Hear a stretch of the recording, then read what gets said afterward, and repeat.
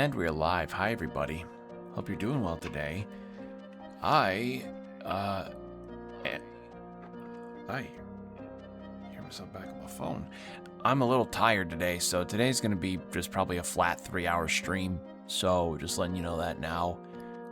I just had a long day, and I also had done a blood donation, so maybe that's contributing to me being a bit tired. But hey, you know, it's a stream. Wanted to hop on it and have something a bit more regular after the big old Next Fest weekend I had, which was a lot of fun. I got to find some really cool games to share with you all, but yeah, some of those demos were way longer than I anticipated. I have them all edited. I just need to, you know, get on, get on uploading them. Anyway, what my plan is, we're going to be starting Clair A, the Clair A campaign for Resident Evil 2 today, and I think, like, what, it's original game to start, and then normal?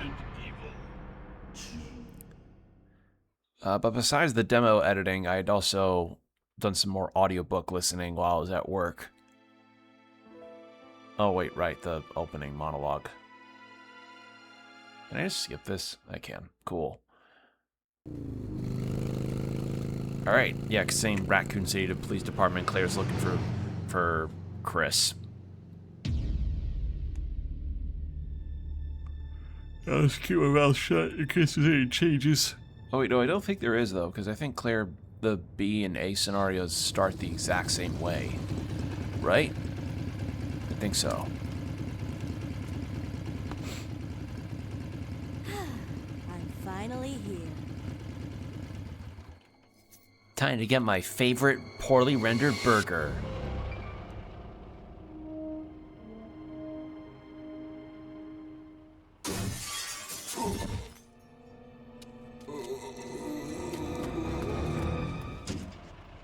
Guy's a maniac. Why'd he bite me?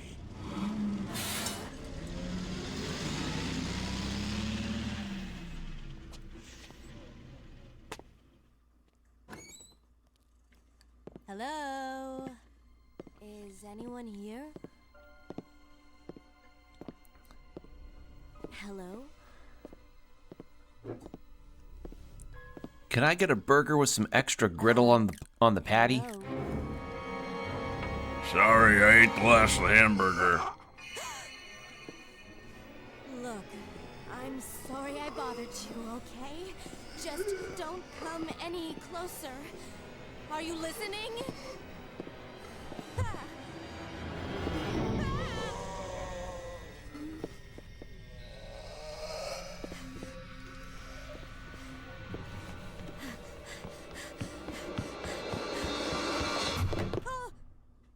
Wait! Don't shoot! Get down!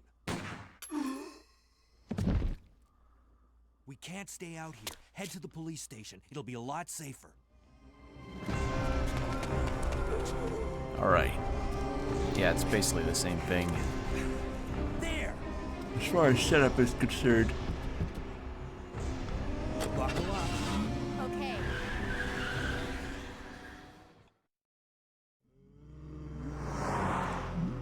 What's going on? I arrived in town, and the whole place went Great. insane. The radio's out. You're a cop, right?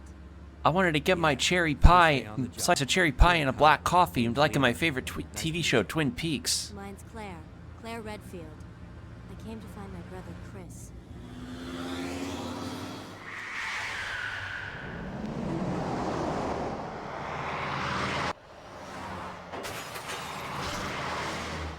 Hey, could you open the glove box? Sure. There's a gun inside. Better take it with you. Alright, I'm just gonna go ahead and skip. We already know what's happening here. Guy crashes in because he saw such a bad take on Blue Sky that he careened off the road. Alright. Ah, shit. Gotta get back used to this. I haven't played this in a minute. Hold on. There we go.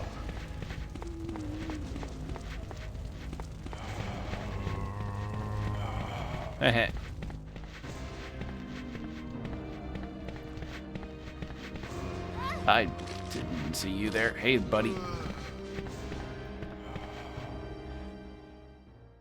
I really find it fascinating that there's a dismemberment system here.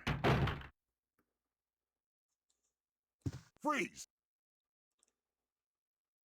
Who are you? What are you doing here? Oh, you have a Don't bolt gun. shoot! I'm a human. Okay, so he's a bolt gun in the Clair A versus Leon A. Interesting. Ooh. Sorry about that, babe. I don't like that he I calls thought her you were babe one of them. without any prompt. Like, What's going on in this come on, town? dude. Hold on. I ain't got no clue, darling. By the time I noticed something was wrong, the entire city was infested with zombies.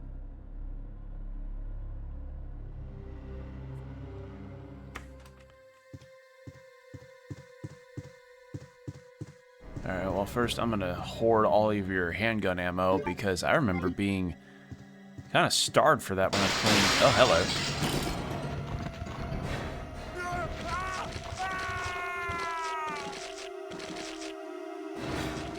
You can take your darling and shove it up your ass, dude. Alright.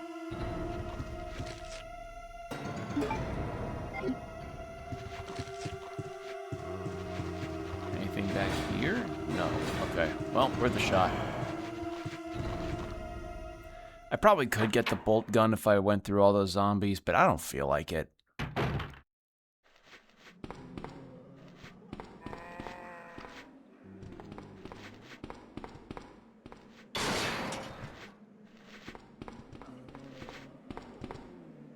More bullet, more bullet.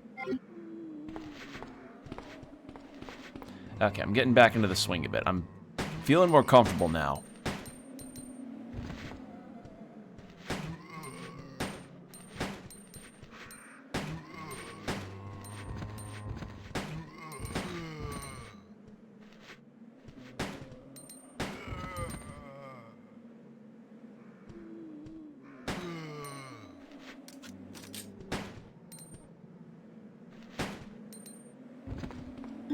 There we go. Go ahead and combine those. Ah! You know, I also noticed that I'm not... Wait, I got... Maybe it's because I didn't get attacked as much here versus Leon, but... How's my health? Did I accidentally select an easier difficulty and didn't see it? I have no idea.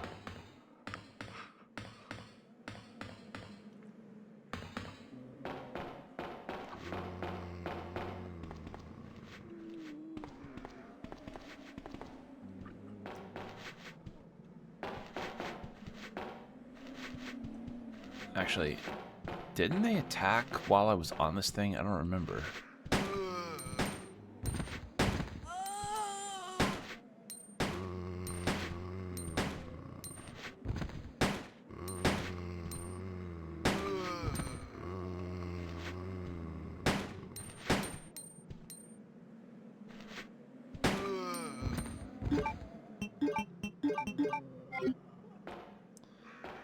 I'll sneak by her. Can I sneak by her?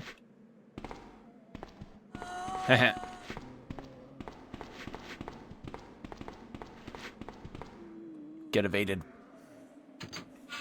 So yeah, I finished an audiobook recently. Finished off a trilogy. It was the Scholomance trilogy by Naomi Novik.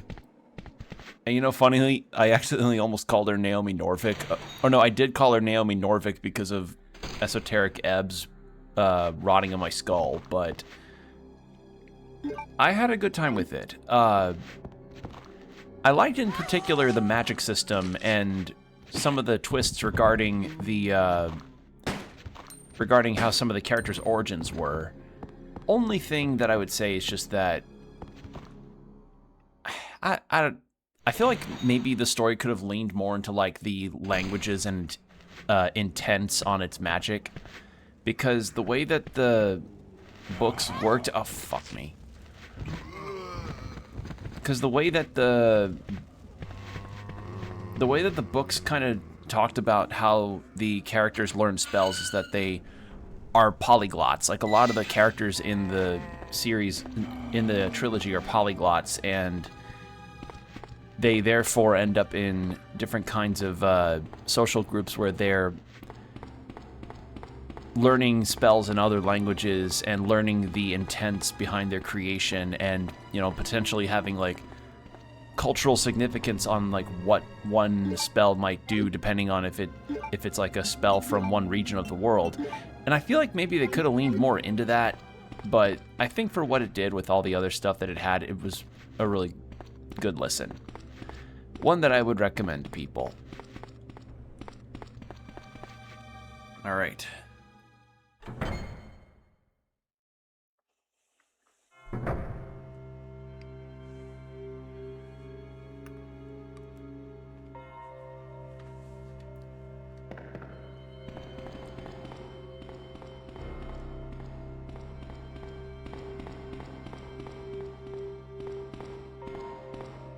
Grab this. Ooh, that's a lot of ammo.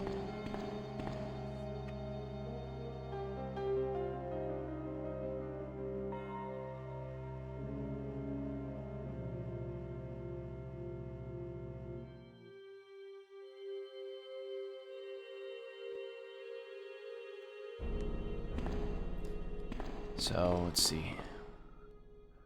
Ink ribbon. Go ahead, get our first save going. Oh god, excuse me. Sorry if I yawned a lot. Again, I had a very long day. I had a long day at the Long Day Factory, and I'm just kind of eepers right now. Computer, look up Mr. X Bulge Mod. Computer, look up Nemesis Bikini Skin. Computer, look up Lady Dimitrescu. Are in the Red Mod.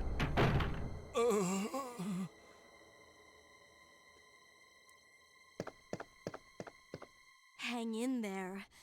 Are you the only officer left in the building? Who are you? Claire Redfield. I'm looking for my brother Chris. We lost contact with him over 10 days ago. Chris, Jill Barry. Every last STARS team member has disappeared. We should have listened to them. What happened? About 2 months ago, there was this incident involving these zombie-like creatures in a mansion located in the outskirts of this city. Chris and the other STARS members discovered that Umbrella was behind everything, at the risk of their own lives. But no one believed them. Are you okay? Don't worry about me. Just rescue the survivors in the other rooms. This is what reading bad takes on Reddit does to you. You should be able to unlock the doors in the hall with this. Now go. But... Just go. Okay. Just hang in there. I'll be back soon.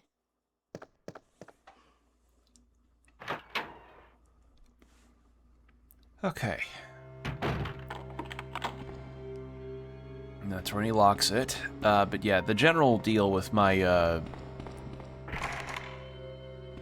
general deal that I have with, my audiobook situation is, after I have gotten, the Scholomance trilogy done, the next one that I actually, literally today, a drop of corruption became available to me, which, you know, I'm immediately gonna go into that. But then I think, like, oh shit. What if I finish that and then Return of the King becomes available to me immediately, because I have that on Libby as well. Like, it's just been kind of a weird domino trail of, like, oh yeah, like, when I'm close to finishing one of my listened to books on Libby, it's like like just as I'm finishing, the other one becomes available. It's really convenient, but I'm like, wow, this timing's funny. But considering how popular The Lord of the Rings is, I may... Oh, right, I forgot. This is the mosh pit. Or the... Not mosh pit. What's it called again? Flash mob. The flash mob room. Actually, speaking of Lord of the Rings, a while ago I did a little thrifting trip, and I got a few things. This trip that I did, I ended up getting myself not only a cool shirt, but I also got Return of the King on DVD. Because it was there, and I like Lord of the Rings, so I was like, why not? Alright, this is the same memorandum. Look, 2236. Right. I think the safe was back that way. Oh, God. It's not helping because it's really warm. So the warmth and my tired day is just making me sleepy. But yeah, Return of the King is next, and then after Return of the King... What is the next available audiobook? Next available audiobook after Return of the King is The Raven Scholar. And I hear a lot of really, really, really good things about The Raven Scholar. Like, my dad's got a copy of that book. So... And I trust my dad a lot when it comes to opinions on stuff, when it comes to any media, games, books, movies, and stuff. So, and I hear a lot of great things about it in general, so I'm like, maybe, oh fuck. Ha-ha! So I just thought, oh shit, maybe I need to get on that book. So I have it now on Libby, and I'm gonna be waiting on for that to be available.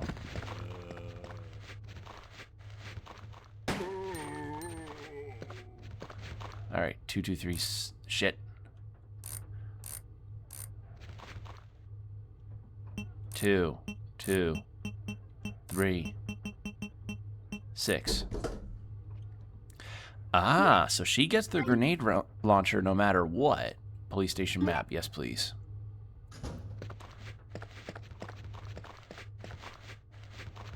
And then we grab that.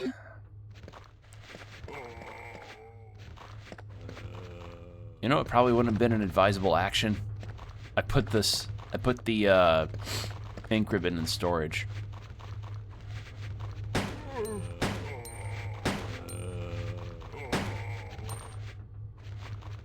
There we go. So now you are dead, and through here. Yeah, for the Scholomance trilogy, for anybody that doesn't know what that is, it is a trilogy of books starring Galadriel Higgins, or Elle as she is called by people she knows and her mom, where she is essentially attending a magic school that, by all intents and purposes, is a death trap. It is a death trap of a school where students do actually die there. And the reason why that is the case is because they need to build up their skills in order to gain good safety into the various kinds of witch enclaves or wizard enclaves that exist throughout the world. And she's kind of a social outcast. Not for any, like, the reason behind it is because as a kid, or as like a baby, she was prophesized to be a bringer of ruin by one of her family members. And that kind of gave her this unfortunate disposition of being the odd duck out within her own commune growing up with her mom. And due to that, it kind of made her attitude not the best in the school. In stark contrast, there's this kid named Orion Lake, who is the, like, golden boy, kills all the monsters and is the great hero of the land kind of deal. Except there's probably except there is a thing about him that's off. He doesn't really gloat in being a hero. He doesn't really care for the attention. He's just kind of doing it to do it. So that's the best that I could say as a descriptor. Yeah, the magic system I like in it because while because while the books are wizard school and everything, its magic system is based on the accumulation of mana, as is the case in a lot of other fantasy stories. But the mana gaining is through matters of, like, your own physical exertion and wants. Woo! So, like, there are instances in the first book where Elle will go into, will be, like, in her room and she'll be doing push-ups or crocheting because the physical strenuousness of the activities will fill up the little storage crystals that she uses for her mana. And that also brings into notion, like, oh, what does dark magic exist in this world as? Well, dark magic is essentially building up magic power that is not your own from other people. And yeah, it is a bad thing. So yeah, it's a good trilogy. I would recommend it. Honestly, it'd be something that I would definitely put forward for a fun trilogy for anybody that's into fantasy that may have a bit more of a modern spin on it, because it doesn't take place in, like, fantasy realm number 217. No, it takes place on capital E Earth, and the main character is half Welsh and half Indian, I believe.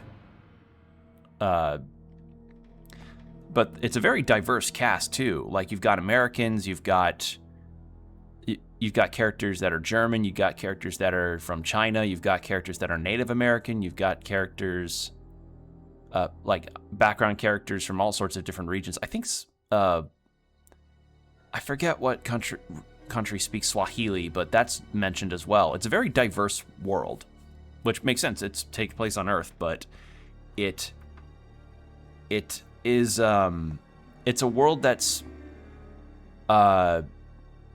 it doesn't take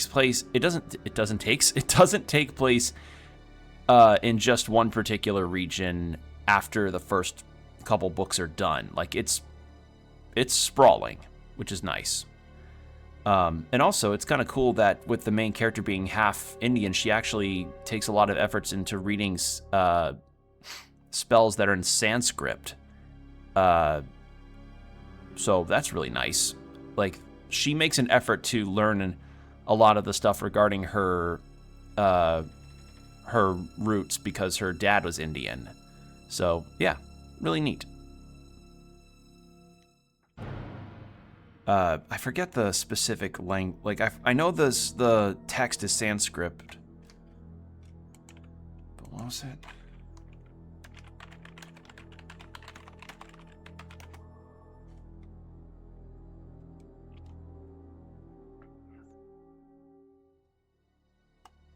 Like, there's multiple languages in India, but I forget the specific one that Galadriel speaks in some instances.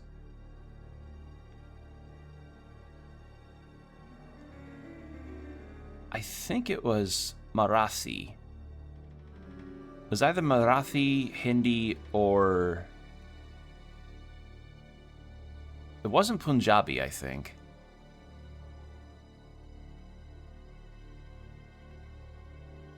Yeah, point is, I liked the idea that the language diversity of the world played into the book's magic system with how many spells exist in different languages and what their intents are due to the differences in culture. I think that's neat. So, yeah, fun time. Also, ad break starting in 4 minutes. Yeah, same shtick here about cutting off communication. Oh, we need to stick to the police station. Blip, blip, blip, blip, blip. Problem is, we do not have a lighter, so we can't do the puzzle in there to get the one JO crystal in that fireplace.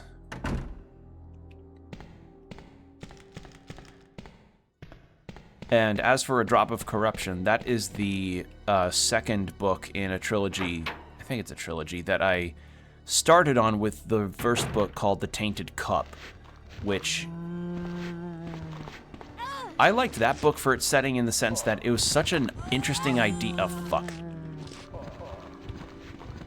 Such an interesting idea for a world.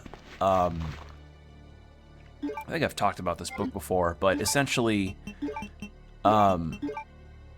the story starts off with the main character, whose name escapes me right now because it's been a while since I listened to the book. And he is tasked by his mentor to go investigate the death of a high-up general, I think. And the general is just visiting a friend's house, but it becomes very apparent that there's a deeper connection to everything, and also a very bizarre case of murder, because the general in question, when our main character goes investigating the body, the guy has an entire tree sprouting out of him, like spontaneous tree growth. So, main character's like, what the fuck? Why does he have a tree growing out of him? So, yeah, it spirals into a really good story about conspiracy and the power struggles at play, but also it takes place in a setting that is kind of, how do I put this? The setting of, let me find the trilogy name so I don't have to list off the individual book names.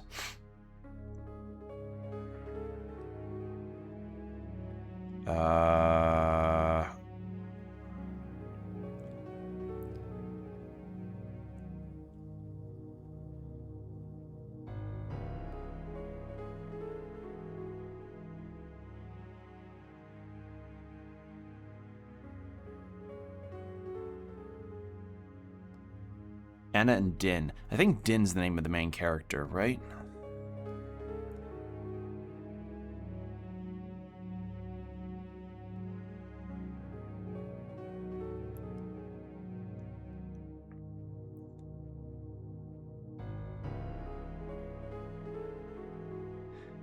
Okay, Shadow of the Leviathan series. That's what it's called. Din Cole. That's his name. Yeah. So it is Din. So the Anna and Din Cole series, or the Leviathan trilogy. And the reason why it's called the Leviathan trilogy is because the setting that the book takes place in has this problem where once in a while a gigantic Leviathan will want to come over to swallow the city up entirely and destroy it. So the city ends up having to do like a big old armament style destruction of this gigantic Titanus creature.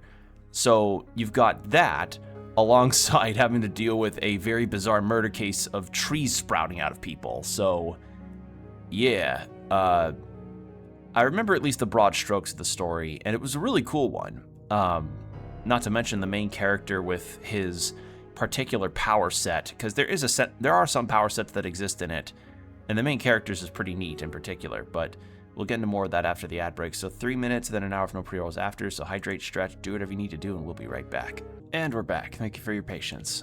All right, so the power sets in the Leviathan trilogy, or the Shadow of the Leviathan. So it's not really a series that has magic per se. It's kind of more of like a biopunk setting, which, biopunk's not typically a setting that I go for, but I did like some of the ideas present in the book, at least in the Tainted Cup, because, to be frank, it's just kind of nice to see a character that's power set is more based on like remembrance and capabilities of capabilities of memorization versus like combat prowess. Doesn't mean he's a slouch, far from it. The main character is actually considered a really good fighter, albeit one that's just not very aware of himself when he is fighting. But nonetheless, his power's not in his fighting, it's his ability to recall information perfectly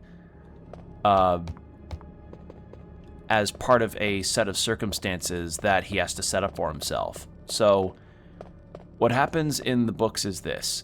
He'll arrive on like a scene or something and be told like, okay, so you're now at this scene, here's this whole deal, here's what we know. And what Din will go is like, oh, okay, I'll go ahead and do this.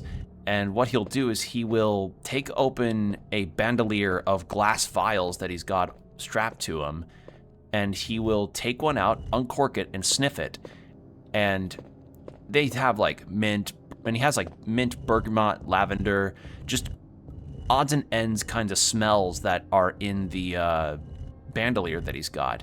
And the reason why he has that is kind of like a thing that's been done to his brain that's like Pavlov, but for memory, where if he takes in a specific scent when he wants to remember something, he will take out one of those vials and sniff it while he's taking in information. And then when he is done, he'll cork it. But then when he wants to remember something in clear detail, he can uncork the same vial, sniff the lavender or the bergamot or the mint, whichever he's got on him, and he'll then go, okay, so here's the room. This is how much square feet I could count in as far as it is. Here's how many chairs and how many couches there are. Here's how many people I saw there. Here's their heights. Here's the degree that the couch was turned in the room versus the chairs. Like, and here's all the magazines I saw. Like, there's no magazines, but you get the notion. Like, he recalls all the information that he's absorbed perfectly. And it's kind of discovered that he also had good memory before he even had that enhancement done to his brain. In particular with how he's able to remember combat drills perfectly. It's just a fascinating setting and cool stuff with the characters.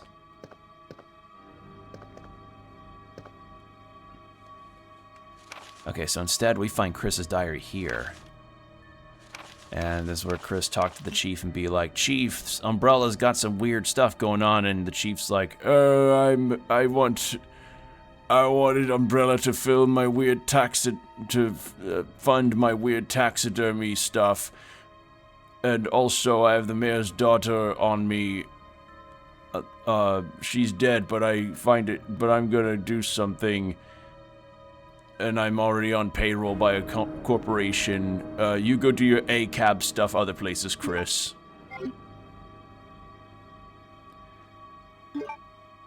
Take that, and I think Leon comes in at this time, right? No. Picture of a young man. There's a good chance that it's her boyfriend. The desk is disorganized and untidy. Probably reflects the owner's personality.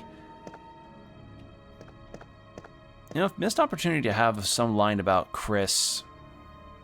Like maybe Claire knows that Chris is like not a very tidy person. I don't know. And all this is just the same stuff. All right. Oh. So Jill gets the shotgun. I guess since this is the A scenario. So does that mean we get the grenade launcher at a different time?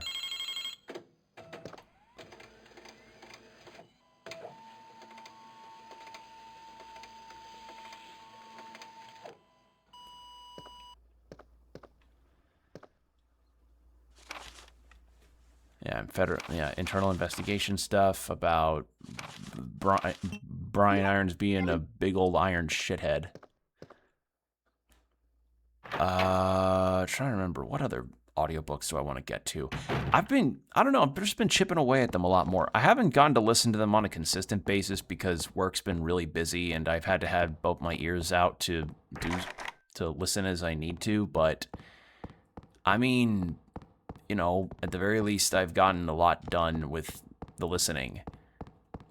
And it's really been giving me a lot of ideas about you know, the potential to do audiobook narration myself, because, you know, as I've said, that's something that I've actually gained a little bit of an interest in. You know, I've liked listening to audiobooks, and I think audiobooks are neat, and I just think, why not, you know, give it a good old college try. Oh, right, I killed all of them, except you. Go through here. All right, we're clearing out that hall near the police area first.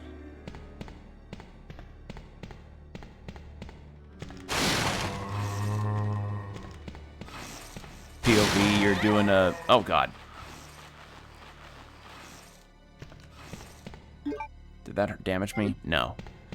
POV, you're at a really major concert and you're like the one person that's able to distribute munchies. Alright. Let's see. This area had the conference room, which I did not... Oh, wait, no, it didn't. No, it was a spade room. You know, I really don't like having these guys... Well, if I had more rounds. Let's just walk. Alright, never mind then.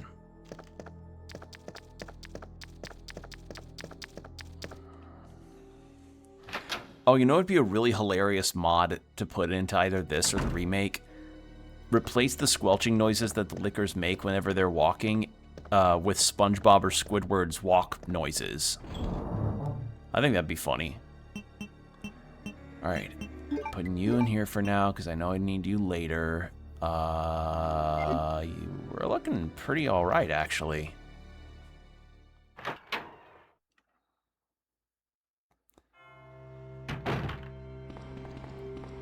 Then Unicorn go here.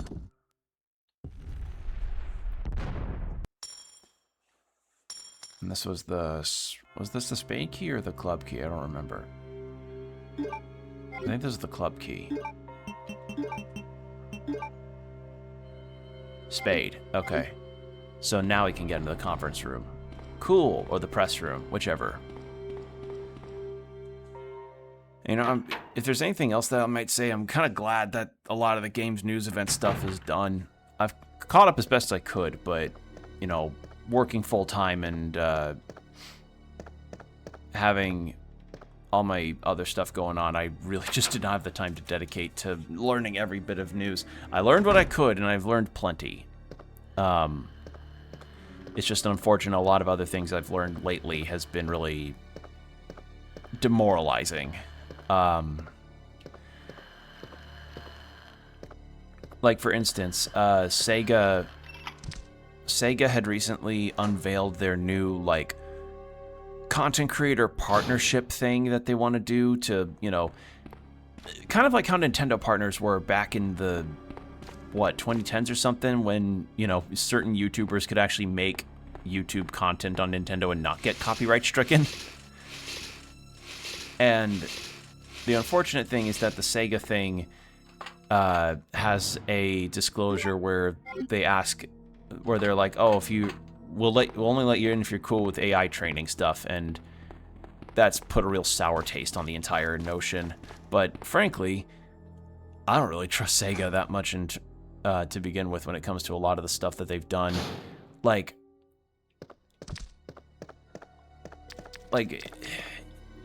in particular, some of the games that they are publishing have not put a good taste in people's mouths. I remember in particular, Yakuza, how Yakuza Kiwami 3 had its whole situation, and how Stranger Than Heaven has just jumped the shark completely and has like, that entire dev's reputation is in the fucking shitter now, and that is really, really sad.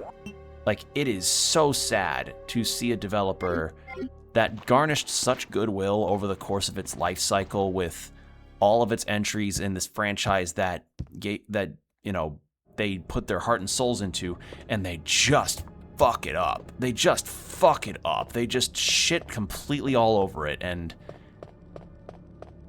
yeah, as a Yakuza fan, that really, really depresses me immensely. Like, as somebody that's played all of the games from 0 up to Infinite Wealth, and no, I'm not going to play Ishin. I'm not that interested in that one. Help me! I'm not going to play Ishin, and I'm definitely not going to play Pirate, because I hear Pirate's kind of boring. Like, I heard people just kind of had meh opinions about Yakuza Pirate Life. Which sucks, because that's, like, Majima's only solo adventure that he's gotten. But, you know, oh well.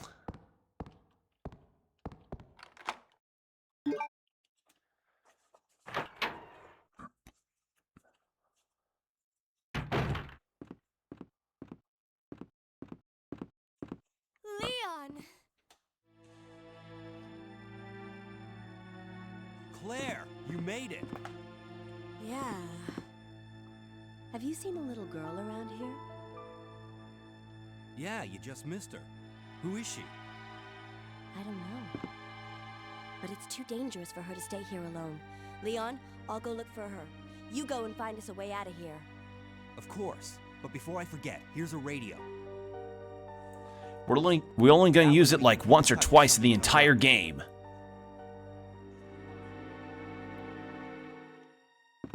Alright, let me drink some water real quick. Like, honestly, the past few years really has just been, like, devs ruining every bit of goodwill they've garnered over the course of, like, immediate actions that have just soured people's love for gaming as a whole. Like, I had that with Lies of P. You know, the Lies of P devs decide to go like, oh, we want a Gen AI consultant for our sequel to the beloved game Lies of P that we all so very love. And I'm like, what the fuck happened? Like, did you not pay attention to the themes of your very own video game? Okay, like,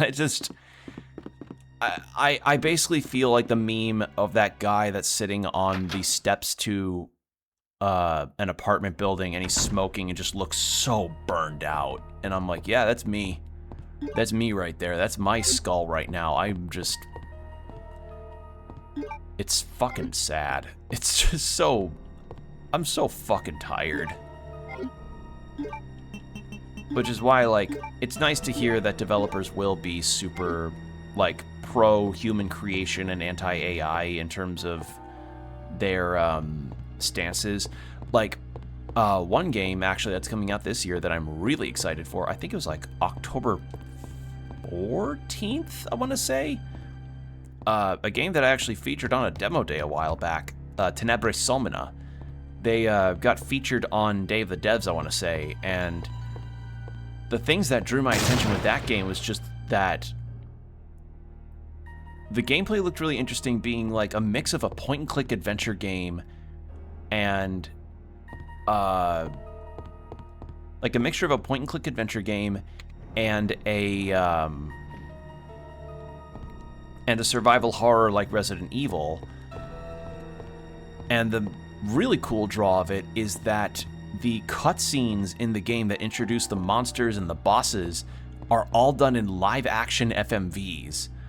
And those live-action FMVs are minimal to no CG.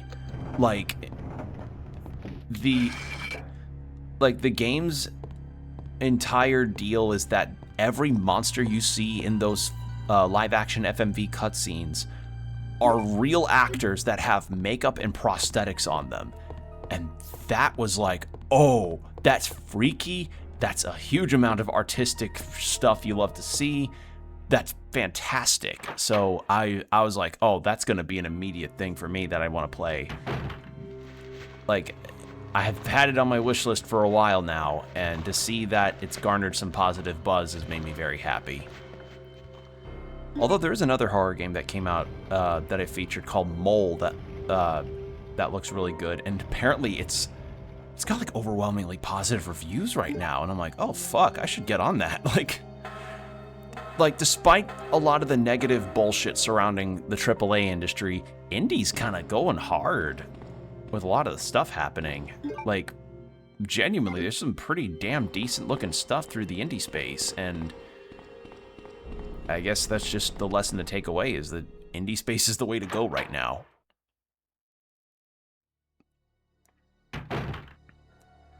Alright, the crank, I know I'm gonna need that for the water for the helicopter. I'm gonna put you over here because I know I'm not gonna need you for a while. Because we're probably gonna end up going into Irons' office again. But the crank I know I'm gonna need for the upstairs. And then I think once I get that, I'll save again.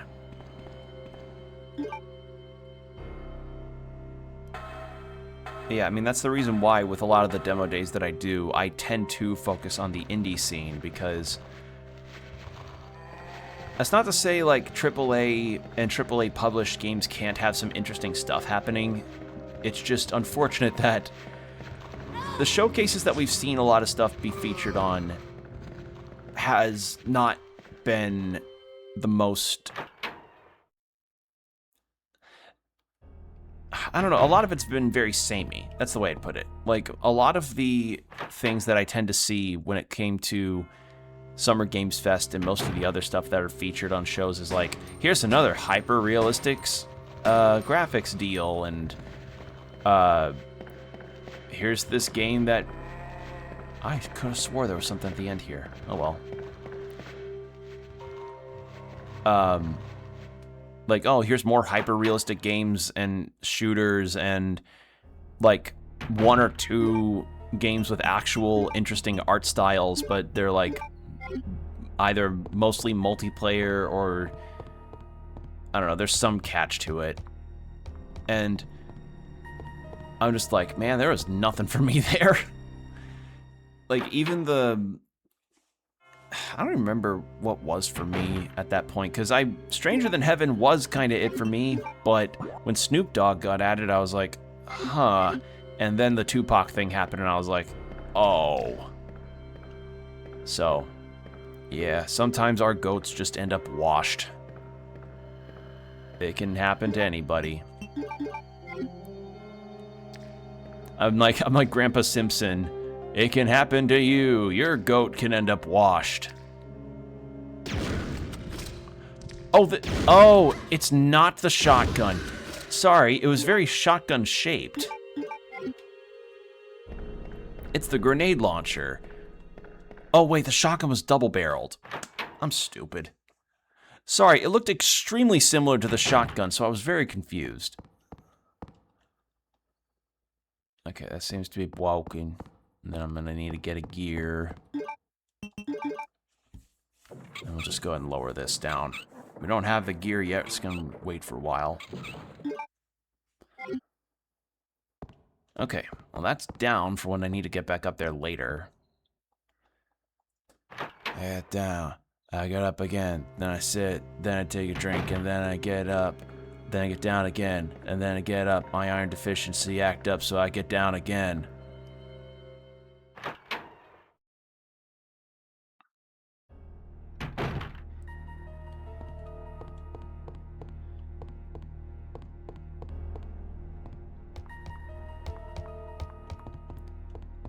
All right. So all that done. But yeah, lately I've kind of been wondering about some of the other indie events that may be coming up, or at least events on Steam. Oh, speaking of Steam, we got the unveiling of the Steam machine, the game box, not cube, not Xbox, not GameCube, the game box from Steam. That's essentially like a PC that runs on the Steam OS engine, the Steam operating system. And it's like, really, and that in particular, with that announcement, was the saddest goddamn thing ever, because that got announced and was supposedly starting at the price mark of $750, but once more, fuck you to generative AI for buying up all the computer components for their stupid-ass data centers. Those boxes are now like $1,300 something, and that is horrible. That is just disgusting, and that's fucking terrible. But some silver lining that came out of that news was that apparently Steam is looking to make their operating system available for anybody to just go ahead and download for use on their current PCs or future PC builds. And if that's the case, that sounds very attractive as a prospect. I know people have been changing off of Windows to go to Linux for a while now, and I know that's also been a big hope for a lot of people from Steam, is that people really would like to get the Steam operating system just to be available in their PC builds. And I don't really know how to change an operating system, so I would need some coaching on how to do that, because I know it's a thing that people... I know it's a thing that people do due to being fed up with Windows and also just wanting something that doesn't require a trillion updates and getting added into features that they did not ask for. And also, apparently Windows has this problem of just taking up memory in the background that really is unnecessary.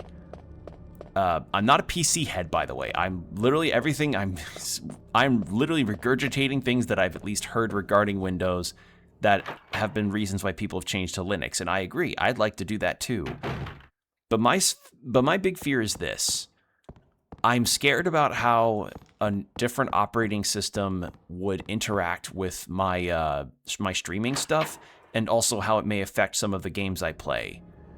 Not my console games. I know those will be just fine. But I was worried about, in particular, my PC stuff, because I understand that with some games, they tend to not run as well on Linux due to the framework just not working with them. So that's why I was also hoping to learn more about the Steam operating system, because if I could change over to that and have that as like a dual boot up thing where if I want to, I could either boot up in either Windows or in the Steam OS. I just went the wrong way. If I could either boot up in Windows or the Steam OS and see the differences, maybe I could full sail change to that. I'd like to know how OBS and my other stream stuff like Mix It Up can interact with the Steam OBS, Steam OS. So that way I'll know, like, okay, so does it work well with OBS? Does it work well with Mix It Up? Does it work well with Audacity and any of the other applications that I may have that, you know, being off of Windows might potentially jeopardize? And if they are good with it, then that could be huge news for me, because I genuinely would like to learn how to change operating systems just to do that. So yeah, that's also been something that's on my mind, is that I hear like Linux in all of its different what's it called again? The different versions of Linux styles that exist. I forget. It starts with a D. Distro, I think. That's what it is. Like the different Linux distros that exist can vary in terms of the viability from person to person. Like, some will find one distro that they like that they just use all the time, but some may just want something that's simpler, because, you know, working on a Linux system, you pretty much have full reign over a lot of your operational capacity on your computer. And for some that, and for people that are more wizards on the computer, they could be fully willing on that front, but for someone like me who isn't as tech savvy, that scares me. That's scary. And I'd like to go with one that might be a bit more beginner friendly on the notion of Linux. And I hear Mint is that exact purpose, or is that exact distro, but I also hear Mint doesn't exactly do a whole lot of things with OBS and other various softwares. Like, Mint is if you kind of want to get your toe in the pool, as it were. And like, yes, I'd like something that's toe in the pool, but I'd also like something that works with all the stuff that I've got, you know? So that's where my head is at.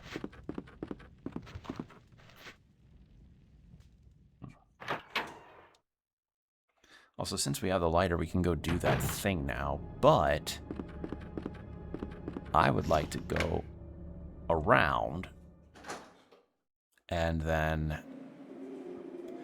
we'll go around the other side, grab the grab that gem that's in the fireplace conference room area, and then we will grab that second gem, and then we can actually get that puzzle solved. Making fast progress here. Like, once more, this is something that I've noticed when it came... Maybe it's because I haven't played the remake in so long, but I really am noticing that I'm getting through this game a lot faster than I did in the remakes.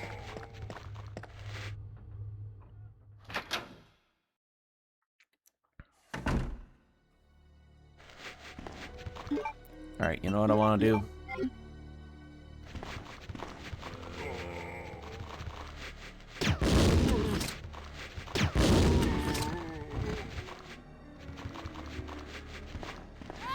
Oh, you're not dead. Oh, hello.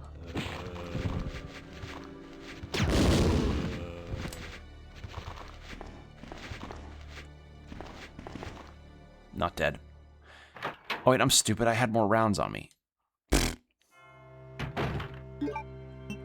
Come on.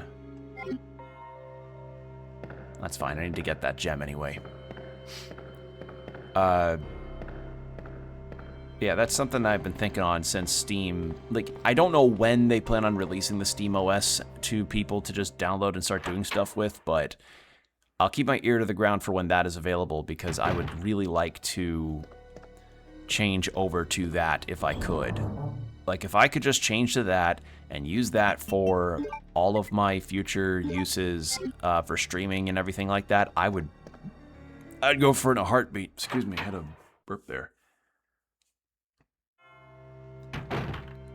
Because, like, it's not just also... It isn't just my OBS. It's not just my Mix-It-Up. It's not just my V8 tube that has my model talking on screen.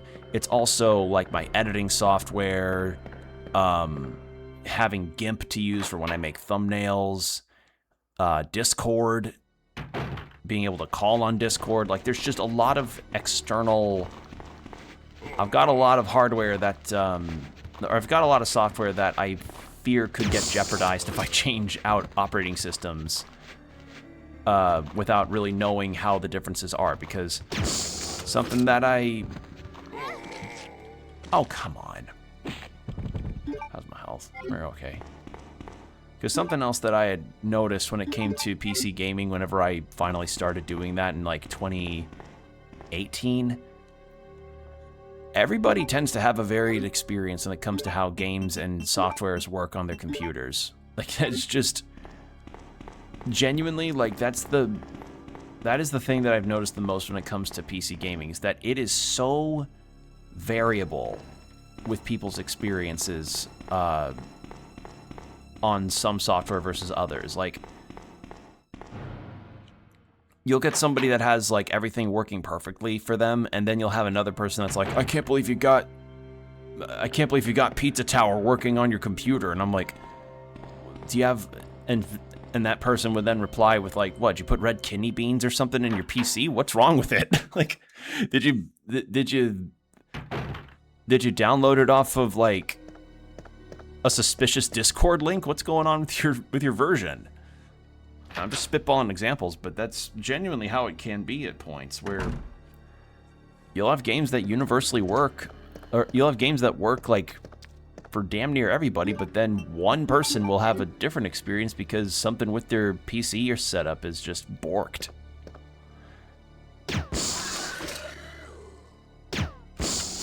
Did that kill? Oh, that killed instantly. How come it took 3 rounds to kill the one? That's weird. Gosh, weird. Anyway, yeah, so that's been a topic that I saw that I'm pretty interested in, because I would like to change to SteamOS to get the fuck off of Windows if I could help it. I'm just also scared of bricking my computer, because this was like a $2,000+ computer, and I do not want to brick this fucking thing. I'd probably test it on my old school laptop if I could. If there's anything that I would probably do, I would test the change on my old school laptop, so that I don't fuck everything up with it. Because then, with my old school laptop, there isn't as much of a problem, because I use my old school laptop at most to ever just do my taxes. And even then, I'm going to probably change to my PC to do taxes. Or maybe just on my old computer, since Windows 10's on that thing anyway. Because here's the fun thing, y'all. My old computer, before I changed to my Ironside, I had an old pre-built Alienware. And those things, it worked for me for many years. I started streaming on that device, and, you know, it's been with me for a while. I still have it because I figured it'd be good to have for a backup, but I don't know. Maybe I can make it the test dummy for a, maybe we can make it the test dummy to try the SteamOS when that's out. Only problem is that I cannot find its power cord to save my life, and I'm very scared that I'd have to get a power cord online. It's so weird. Like, when I moved to my apartment, I could have swore I had it on me, but I guess it either got lost in the move or I put it somewhere where I don't remember where I put it. I just... complete brain fart. Alright, I think I'm just gonna put the lighter away right now, because I don't need that right now. Let's get this put away. Have a free space open. There. And then we put the geocrystals in that one art room. What was the thing that this line statue gave me again? I don't remember. We'll see.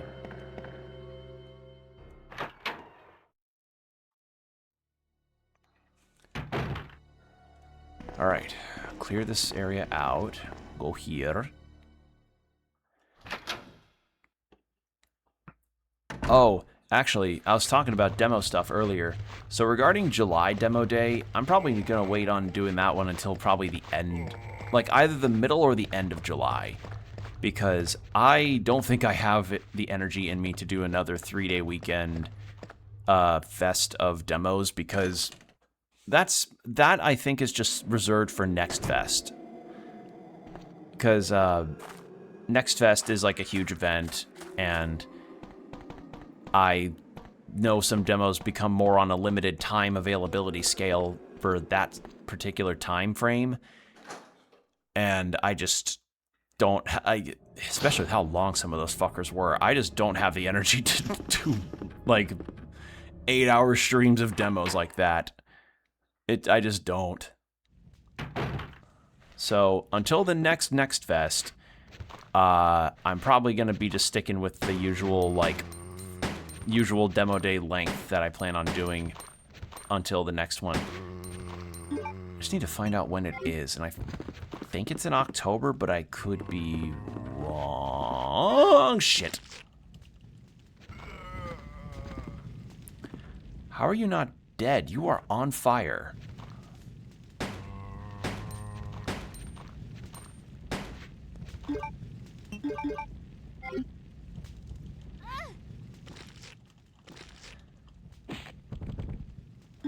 You know, it's damage, but I'm honestly liking how fast I can just kill zombies by Claire kicking the heads off. Alright, so we need the valve handle, if I remember right, for that. Then we get that from the save room area towards the back here, if my memory serves.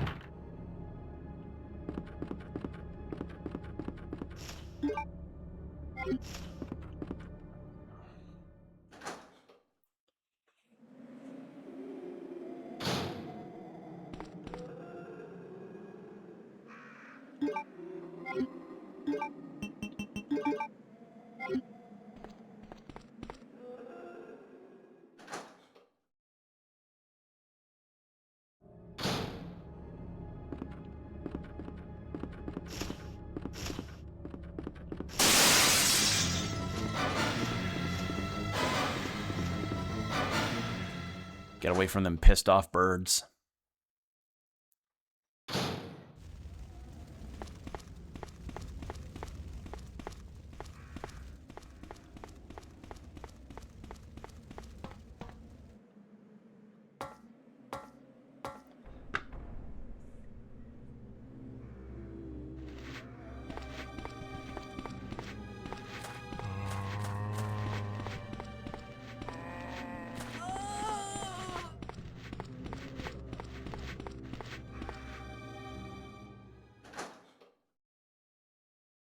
I'm getting a lot more used to the tank controls. I think what's helping is that I'm using the D-pad for it. Like, honestly, using the D-pad for this, I like a lot more than trying control stick. Because, like, the way that you turn your characters feels a bit more natural with that. Also, oh, so we get the bolt gun here. Well, before I do anything else, I'm gonna go put these gems away. And then I'll come back for that bolt gun. And then we'll do the jump scare of the door popping open and zombies come out like, uh-oh, you're not safe in a loading screen.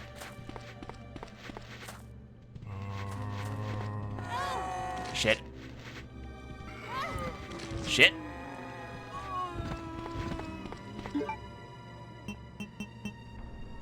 I'll just go ahead and use that.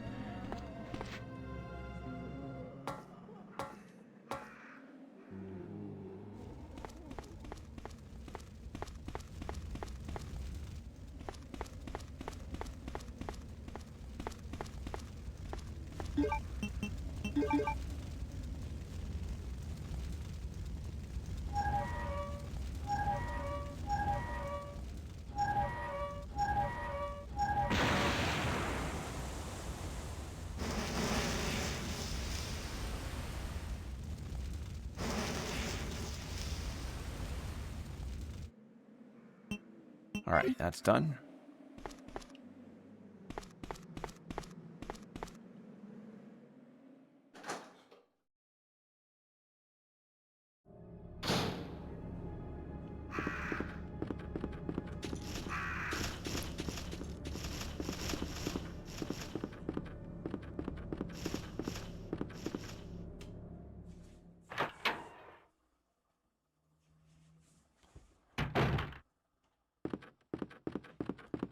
Those two are dead now, so...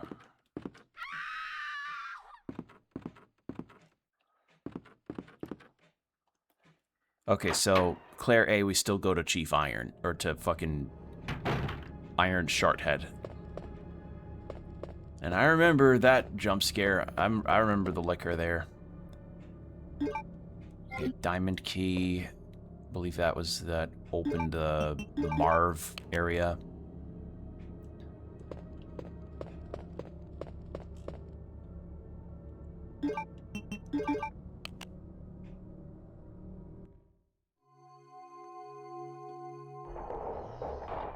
Hey, my tits itchy. Can you scratch it for me?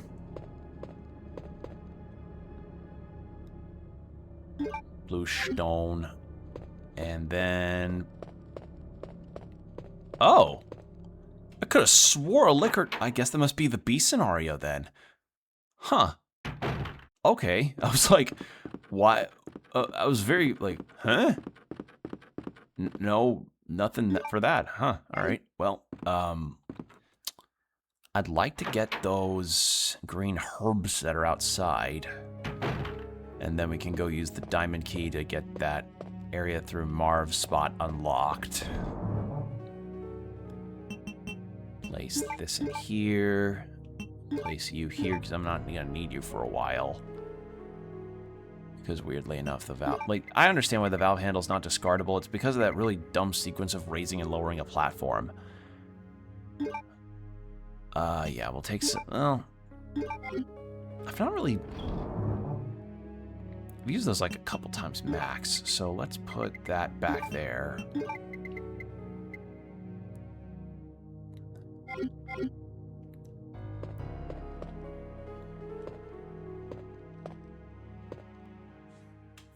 You know what? Hold on. There's ink ribbons back there. I should save. Saving would be a really good idea right now.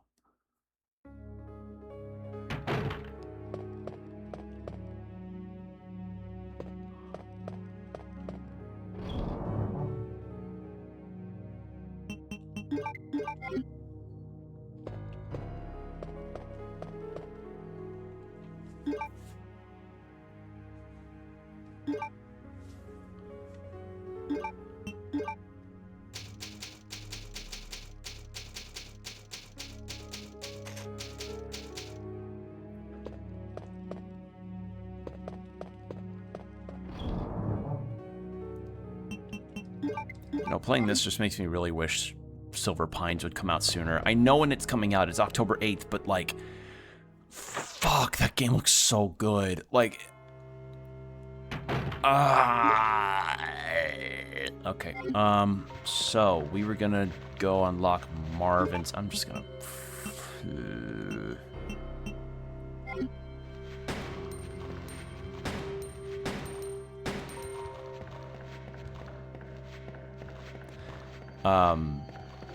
we're gonna go unlock the door that leads behind Marvin's area.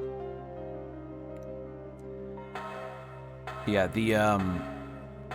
there's just, I don't know, there's just been some games that have been announced a while ago that, or announced recently, if not a while ago, that got me excited about playing them, and... Hey, Combo, how's it going? Hope you're doing well. I am playing through Clair A's campaign, and kind of chatting about indie games and books that I've been going through and or am excited for. Oh, like the Astarian audiobook. That's coming in September, and I'm like, fuck. Doing pretty good? Good. Glad to hear it. I don't know, there's just some stuff, and I'm still kind of on a new job hunt, so we're kind of seeing how that goes. Let's see, what else has there been? Oh, Combo, did you see the stuff revolving around the Steam machine and how it's like $1,300 because data centers fucked up the pricing of everything? Yeah, it sucks. It sucks such shit. And I take it you probably also saw that the Steam OS will at least be made available for people to use on their PCs. I mean, that's at least a silver lining, but it sucks that the Steam machine even costs that much, because I know a few people that own Steam Decks and say that it's that thing's genuinely really good. Oh, hello. Didn't hear about that. That's neat. Yeah. It's a thing that they just said because it's a thing they said because people did genuinely want that, to have the Steam. Oh fuck. To have the Steam OS be made available for people to just put on their PCs. And I was just kind of talking about, like, how, while I would like that, I don't know if, I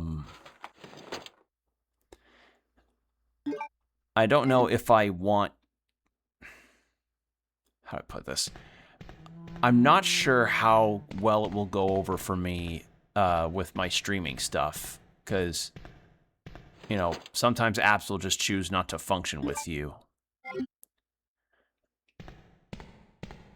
Alright, the bolt gun is still outside. I should get that before I forget.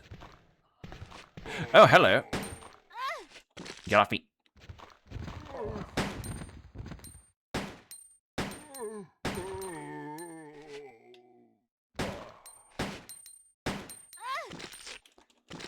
And then kick your head off.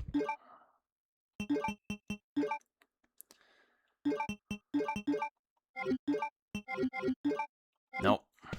There we go. And then around here is that film. I'm gonna be honest, I'm not gonna develop the film. I don't give a shit about that. Oh, so something else that I've been doing. So I have been on a very big Hades Town kick lately. If you don't know what Hades Town is, it's a very, very well done musical that's a retelling of the story of Orpheus and Eurydice in the musical stylings of New Orleans jazz. It's been around for a while now, and it's like Tony Award winning. It's really popular. It has some banger fucking music, and in particular, I'm excited because a pro-cut version of the musical is going to be around in movie theaters as like a screening. And the pro-cut version is essentially like the version of a stage play that is done via cameras. So kind of cut like a movie, except it's on a stage, is the way I would describe it. I was gonna add one more since the Steam convo. I think topic every now and then when Gabe passes the Yeah. Yeah. Steam really has been doing its own thing, and when Gabe Newell, like, fully goes like, no, I'm not going to be able to continue doing this work, or I'm done working on this, I want to pass it to someone else, I imagine they are going to have a very strict protocol regarding how they run things. And it's not been perfect, but let's face it, the bar is very fucking low versus other companies that publish games on a store. I mean, they're definitely better than Nintendo, at least. Because if you ever go to the Nintendo eShop and look for any games that aren't like their front runners, you see so much generative AI. You see so much depressing generative AI shit everywhere. It's awful. Also, didn't I have... I did have incendiary rounds. I thought I did. Let's get my grenade launcher back in here.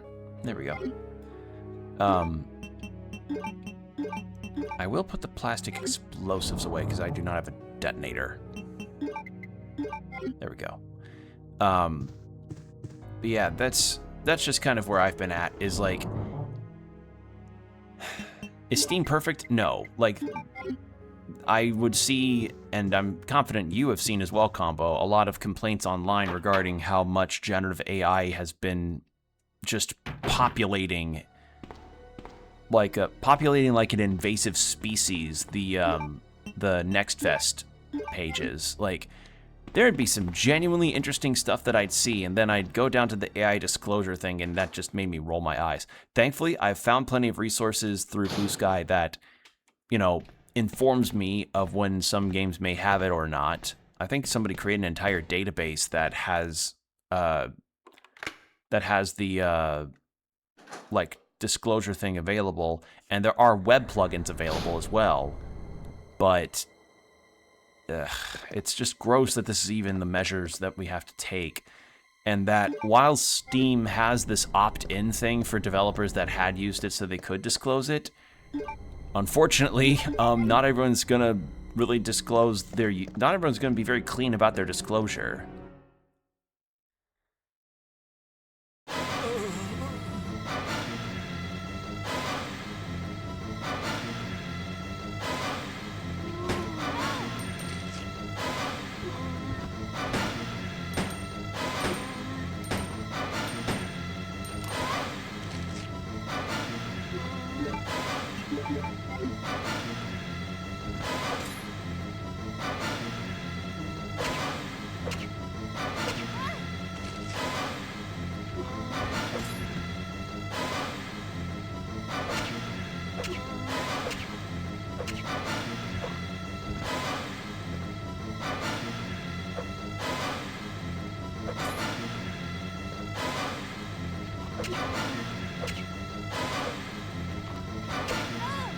Holy shit.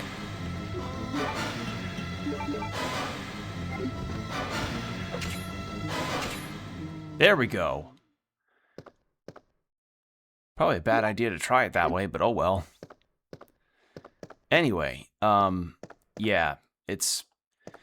Because, like, I did my damnedest to really research on how I was supposed to navigate around all that stuff. I just hate that that's even the measure to do now because of how rampant it is. And, you know, I don't want to say, like... Because, like, some developers ended up using it and then they change their minds and say that it sucks and don't use it anymore. But unfortunately, we've just seen too many cases of the devs getting caught using it in the process and going like pensive etobler moment of like, uh-oh, we're just little guys. We're just a little developer studio. We didn't we use that as a placeholder. And it's like, you know, it's a good placeholder. Literally, like, my stream background's a better placeholder than using a generative AI portrait. Like, literally, like this, or like, I don't know, a PNG of a really low-res version of Tim Allen, fucking magenta, black, and, like, a checkered pattern of magenta and black. Like, it's obvious. I get into an entire rant about it, but it's, yeah. Nominal Leon, same deal. Yeah.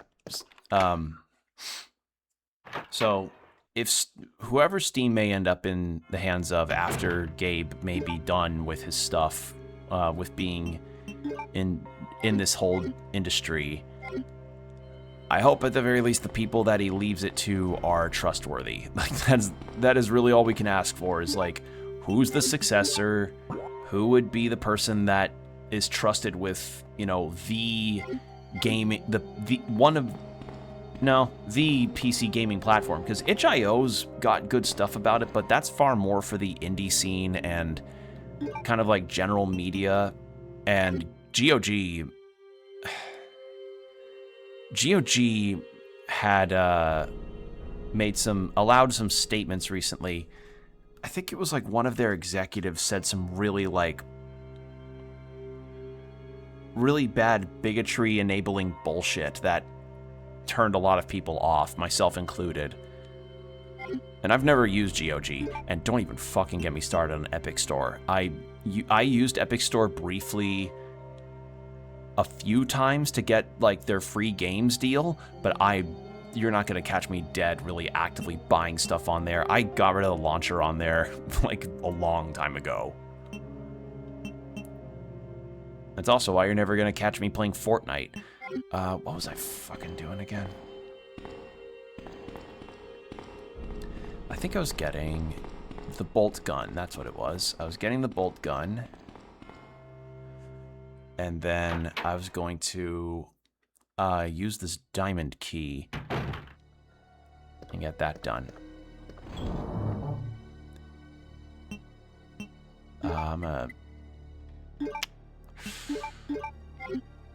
We're gonna combine these actually real quick. Combine. There. So that's done. We now have the bomb and detonator. Maybe I should just go ahead and use this since I have it.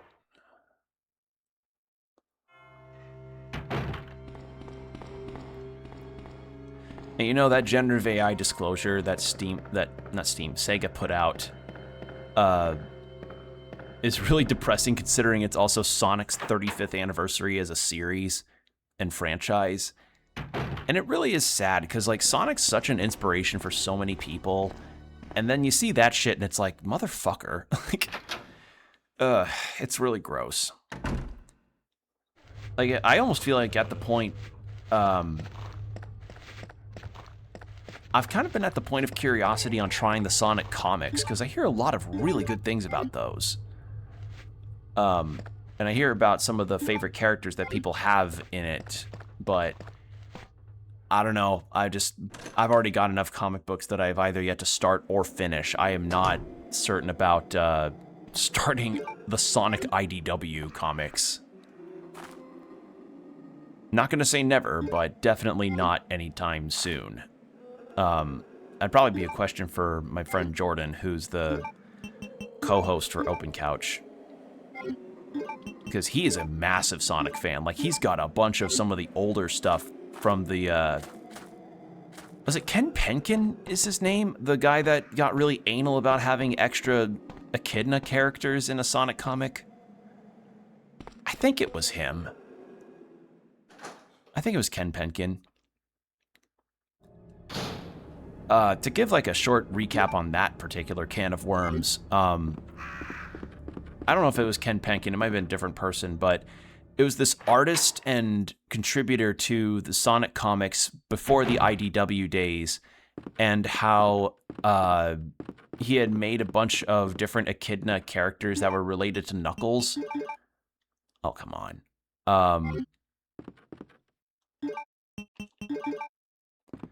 And he apparently got really mad that they wanted to keep using more, like either using or creating characters that he made, and the legal rights essentially boiled down to that they couldn't make more stuff based on his things. I'll double check it, but yeah. Anyway, ad break's happening. I'll check it out during the ad break. So stay hydrated, keep your postures checked, or get hydrated, stretch, and I'll be right back. And we're back. It was Ken Penders, not Penkins.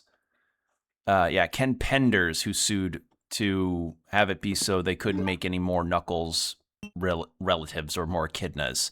That's who it was. I had the Ken part right. I just didn't remember the last name.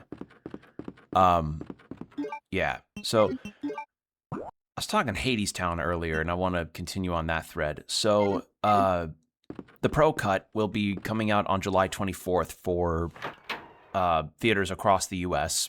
I already got my ticket, and I'm very excited for it because Hadestown became a very recent thing for me that I really like.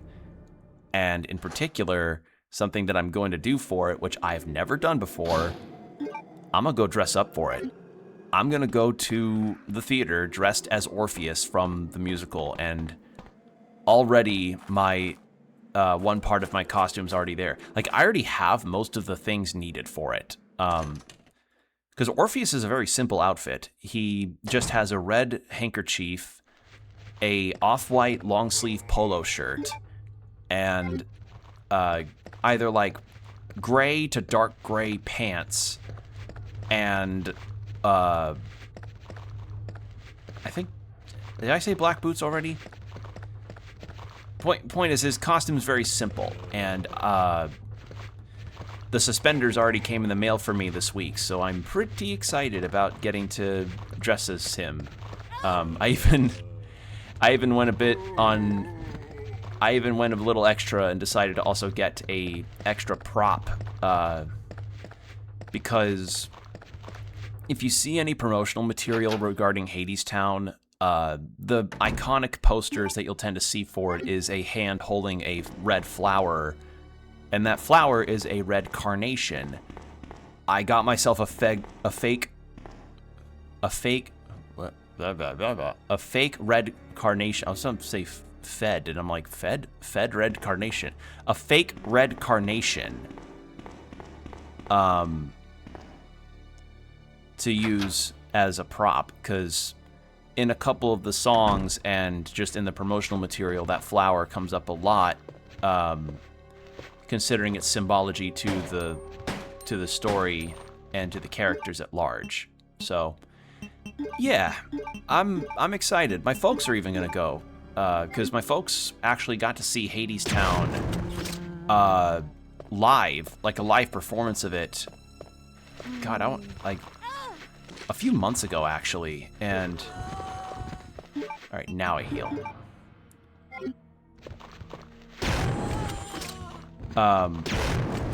So they got to see it live, and they really enjoyed it, and they just, want to go see that with me. They aren't going to be in the same area because they didn't know about it until I told them, but we'll be there. We'll be at that theater and having a good old time.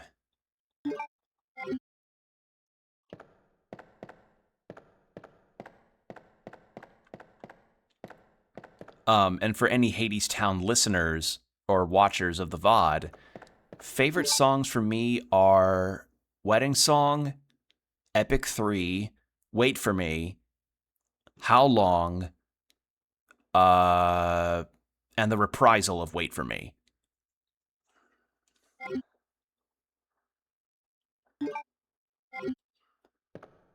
All right, I remember. Yep.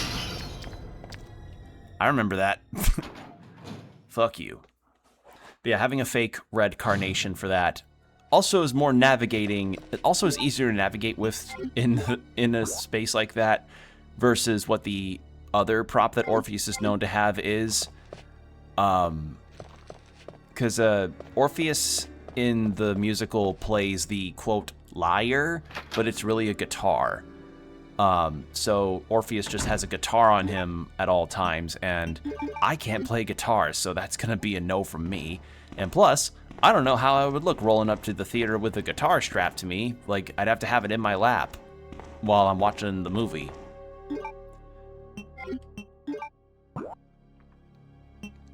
Okay, so we got a cord. Fuck it, we'll just use it in one of the hallways.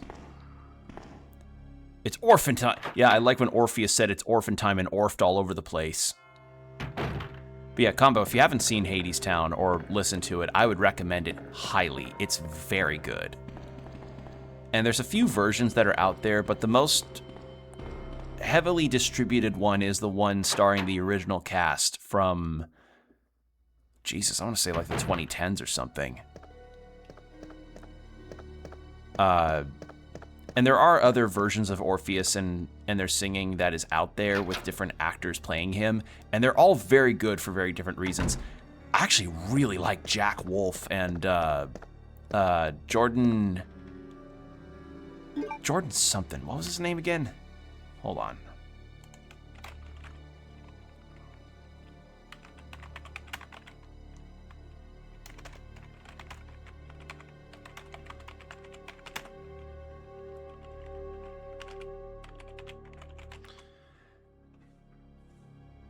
Yes, there's Reeve Carney. That's who played Orpheus in the original casting. The London one was an Irish guy.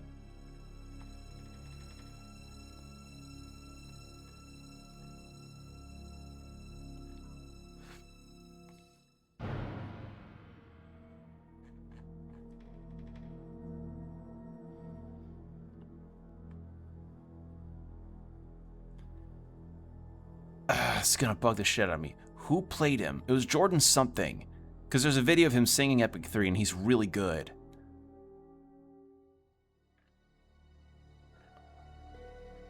Shit, hold on. Sorry, this is gonna bug the fuck out of me until I find who it was.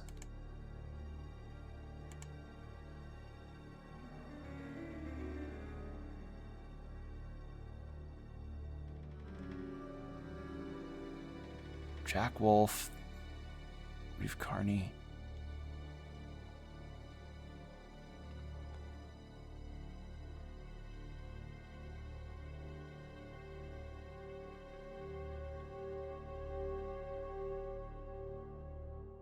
It was Jordan something, and it's gonna... hold on.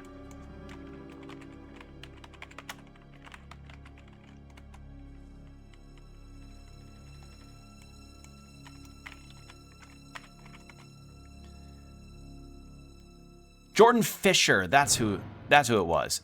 I was like, it was either, his last name either started with an F or an R. Jordan Fisher, that's who is another one that I really like.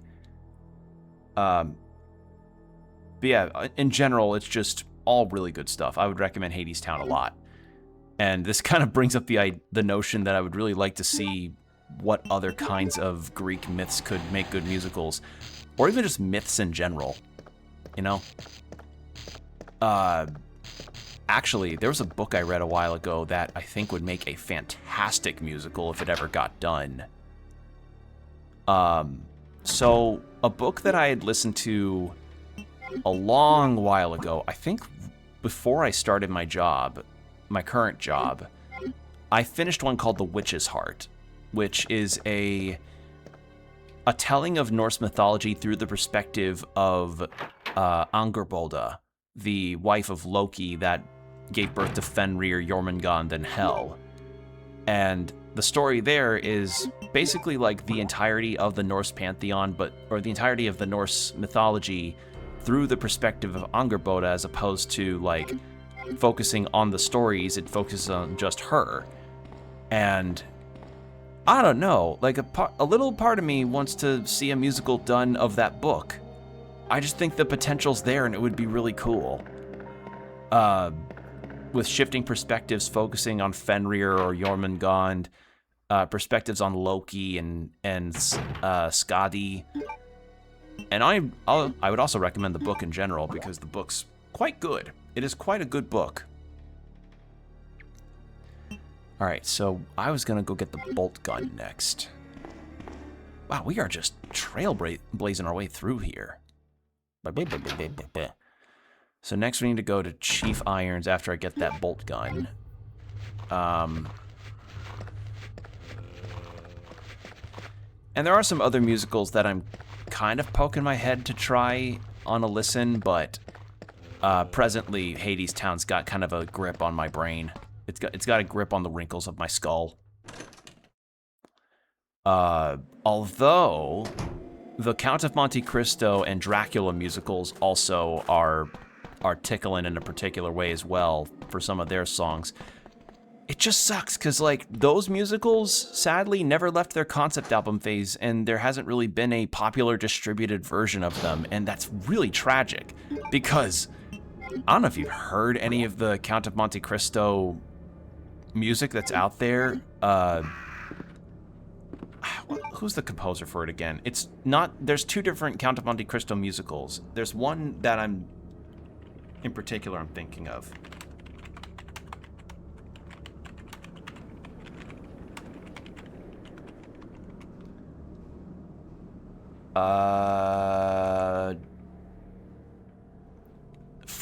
Okay, the music and lyrics, okay, music by Frank Wildhorn and lyrics by Jack Murphy. Like the Jack Murphy and Frank Wildhorn musical of Count of Monte Cristo. Fucking banger music in that one. And then I think Frank Wildhorn did the... Yep, sure enough. The Dracula musical was also a Frank Wildhorn music with lyrics by Don Black and Christopher Hempton.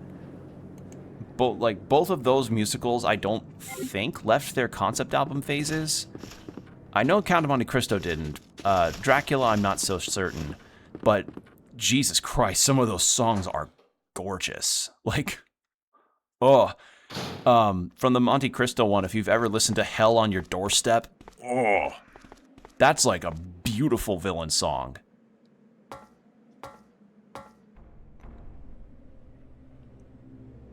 So those are just some musicals that I wish I could probably see more from. And I mean, in general, there's just some exciting musical stuff that's happened this year, at least for announcements. I mean, fuck, we're getting an Epic the Musical,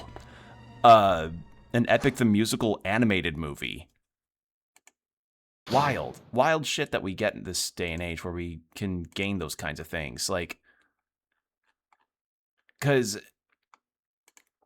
I cannot imagine what Jorge was, like how Jorge must be feeling regarding, you know, having this thing that he worked on as his passion project and pretty much the sole lifeline for a career in music for him work out swimmingly, and now he's getting an animated movie. Like,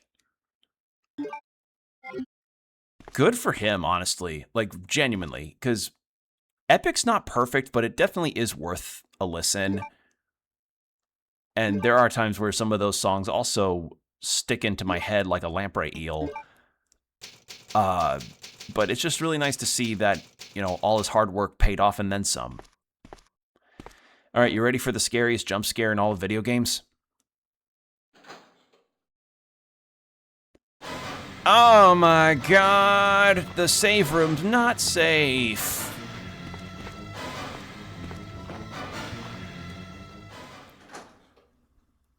And actually, speaking of Jorge, Rivera Herranz, I think is how his last name's pronounced. He's been releasing little snippets of his next musical, which is based on the Trojan horse, like the Trojan War this time, since Epic takes place after the Trojan War for the Odyssey. And I gotta say, like, his lyrics may be hit or miss depending on the song, but god damn, that guy can compose some fucking music. He's a really good composer. Like, I will definitely give some full props to. He's really good at that. It's just sometimes with the lyrics of his songs, he could probably use some revisions, you know, maybe like a little bit of help here and there with figuring out the lyrics and how they work in some of the songs. But otherwise, I mean, shit, there's some songs that I can certainly recognize by beat alone because of how memorable they can be. Just, yeah. Like, that's not going to be a 99% success rate with that, though, because, as I said, some of the songs I find hit or miss, and some songs I find kind of nothing burger, but still worth it. And plus, like, you can go, like, there are so many playlists. I made a playlist where you could go listen to the entirety of the musical for free, which, I mean, that's like, the entire musical's like 2.5 hours. So that's like 2.5 hours worth of pretty decent stuff that you can just watch for free. And that's the kind of shit that I miss from the internet nowadays. Like, I don't miss the era of having like anime on YouTube in 3 parts with 380p internet quality or 380p video quality, but I don't know, getting to watch cool stuff for free is always nice.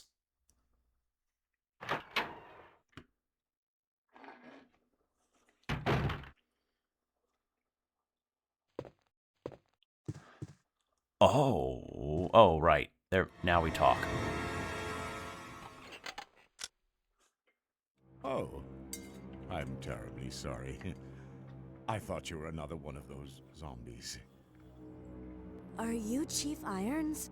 Yes, that's me. And just who are you? No, don't bother telling me. It makes no difference. You'll end up just like all the others. That's the mayor's daughter. I was told to look after her, but I failed miserably. Just look at her. She was a true beauty. Her skin nothing short of perfection. But it will soon putrefy and she will turn into a zombie within the hour like all the others. There must be some way to stop it. In a manner of speaking, there is. Either by putting a bullet through her brain, or by decapitating her completely.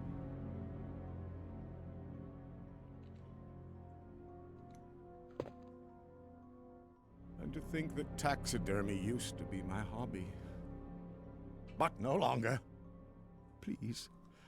I'd really like to be alone now.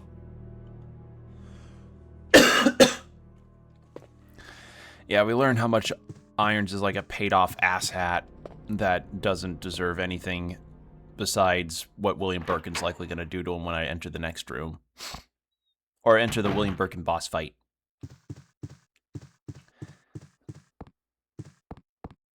And that's actually something that I remember from the remake as far as a difference is like Irons in the remake is just like a paid-off shithead that's really intense.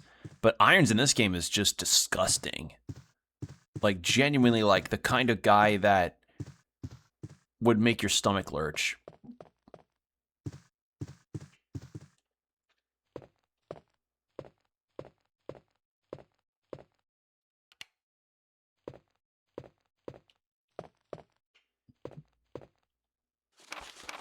Alright, just get rid of the diary. I really don't need all this information again. Wait. Let me go! Easy, easy there. I'm not a zombie. You're safe now.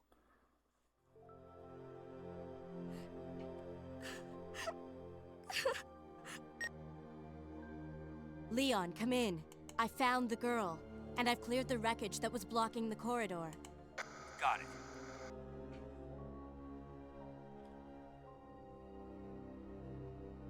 My name's Claire. What's yours? Sherry. Do you know where your parents are? They both work at the Umbrella Chemical Plant, near the city limits. The chemical plant? Then what are you doing here? My mom called and told me to go to the police station because it was too dangerous to stay at home. From the look of things, I'd say she was probably right. But it's dangerous here as well. You'd better come with me.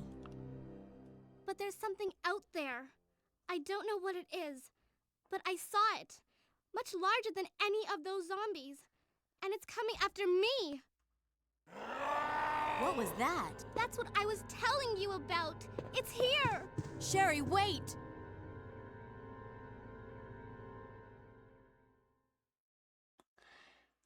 Oh, PlayStation 1 voice acting. Like, this isn't as bad as the original Resident Evils is. Like, the original Resident Evils is like one of those where you just kind of point to it as far as a legendary case, you know?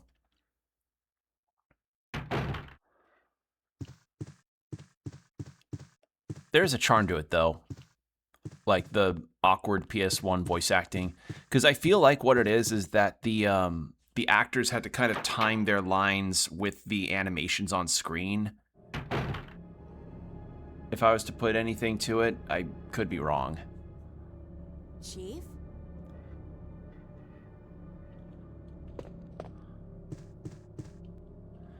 All right, and here we get the heart key.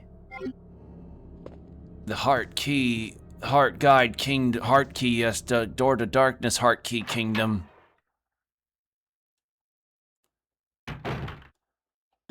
All right, so now with the heart key, we can go back down because I want to go get the door that's near the seating area. What other door was a heart door again? There's that one, and it was one other. Was it another? It's just the one, all right.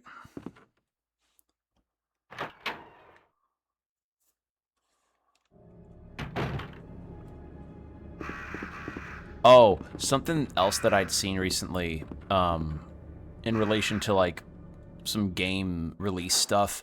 So, y'all know I love the HD 2D games. You know, Octopath 1 and 2, Triangle Strategy, Live Alive. And they released another game called Adventures of Elliot that I just didn't have the time to really do a whole dedicated stream for the demo of. But according to what I've been hearing online, it seems like that probably was for the best. It seems people aren't really too positive on the game. Not like hating the game, but it just feels like cases of it being a bit undercooked and not very highly utilized, and just kind of like we have Zelda at home, you know? Like that kind of game. And that's pretty unfortunate, but I mean, hey, for any studio, you can't always have a bunch of winners, huh? Like, they can't constantly keep making peak video games. No developer's that good. All right. So down here was where the holding cells and stuff were, and the liquors that are there as well.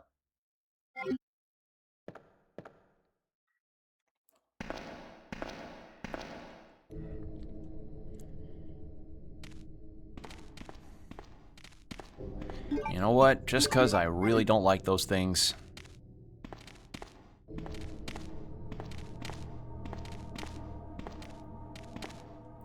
Oh!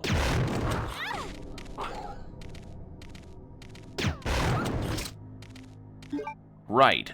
It's the dogs.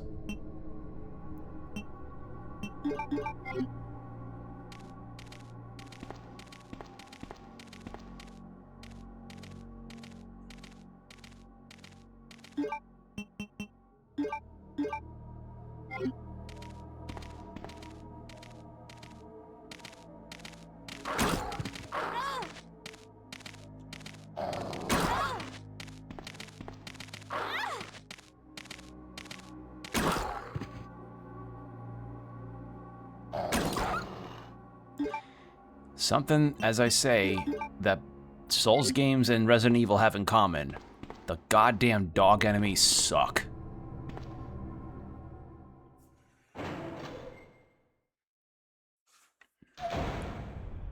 Alright, and then there was the light puzzle here, or the power puzzle, rather. Yoink. I should get those bolts that I had in storage.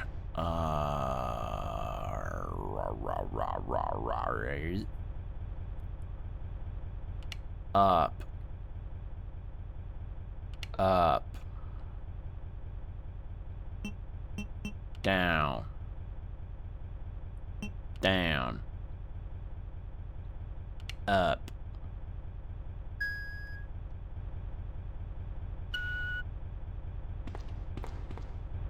And then there was a map here. Yoink.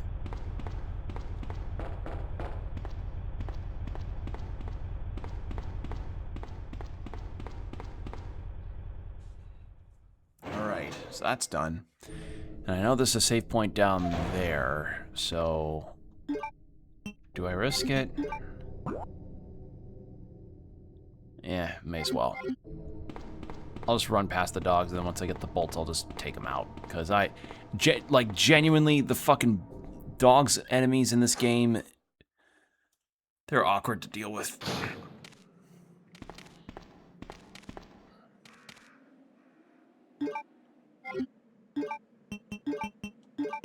Come on, goes.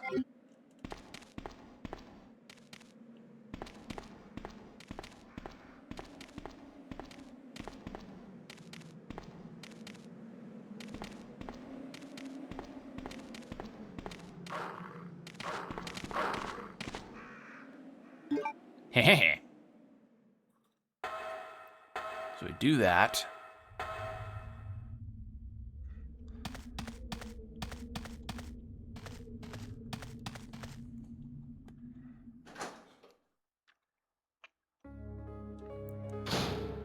We schmovin'. Okay. Yeah, we are making some really good pace. Like, I definitely took longer when I played Leon A for the first time. Let's see. So, health-wise, I'm good. Grenade ammo-wise, I'm not the most. So we'll just change to bolt gun for now. Handgun's low, so I'll just keep it the bolt gun for now. And then we'll just go save. Made a fair bit of progress.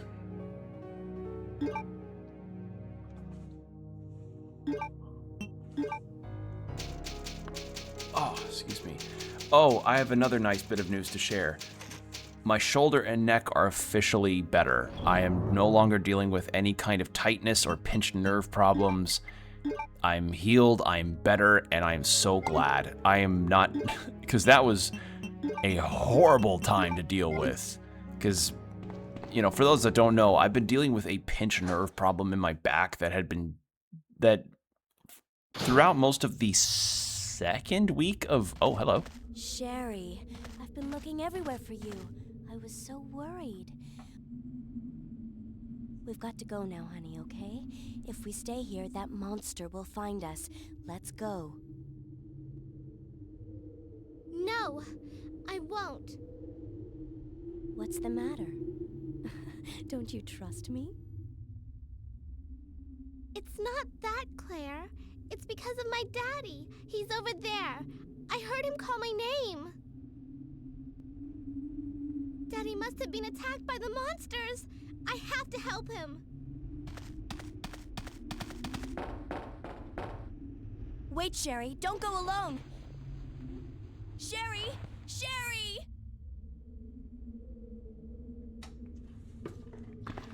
I completely forgot what I was going to say. All right, Sherry section.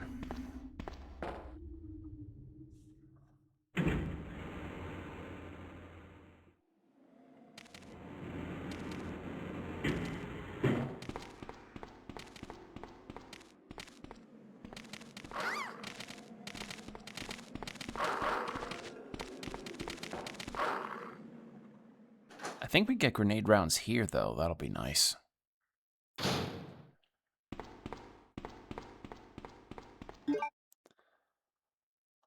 Okay, we've got stuff there. All right. Wait, hold on. Grab this map.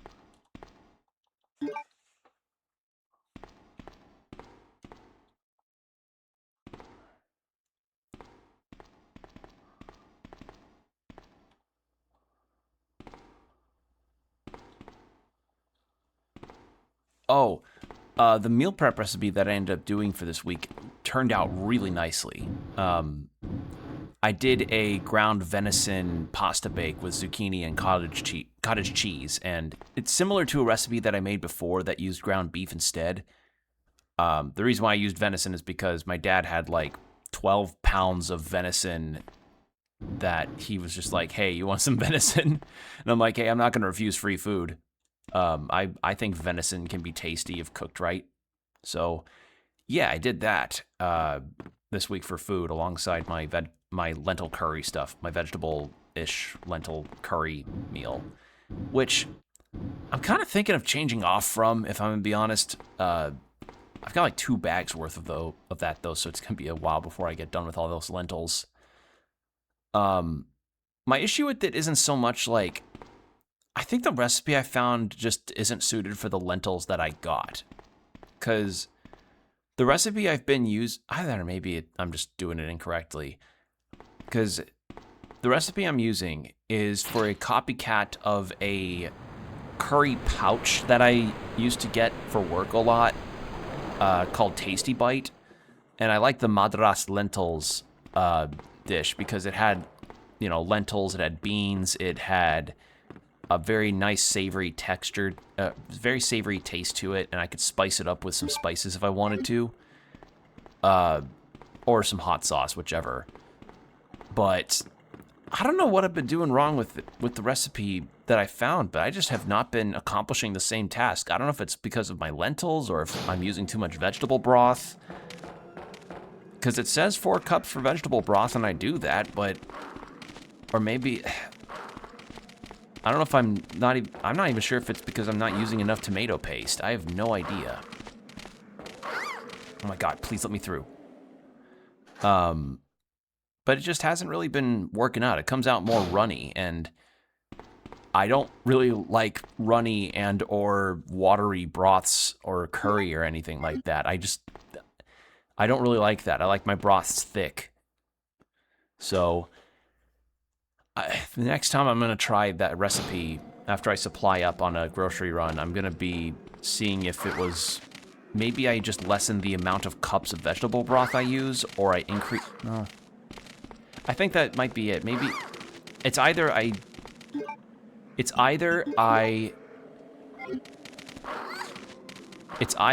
increase the amount of tomato paste I use, or I decrease the amount of vegetable broth. It's one of those things. Because I don't know a concrete recipe to, you know, make that thing 1-to-1. And it's not going to be 1-to-1 regardless. I'll explain after the cutscene. Are you there? Sherry, are you okay? Did you find your dad? No, I got bit like 17 times. But I couldn't find him. But I did find something else for you. Here. Here's another.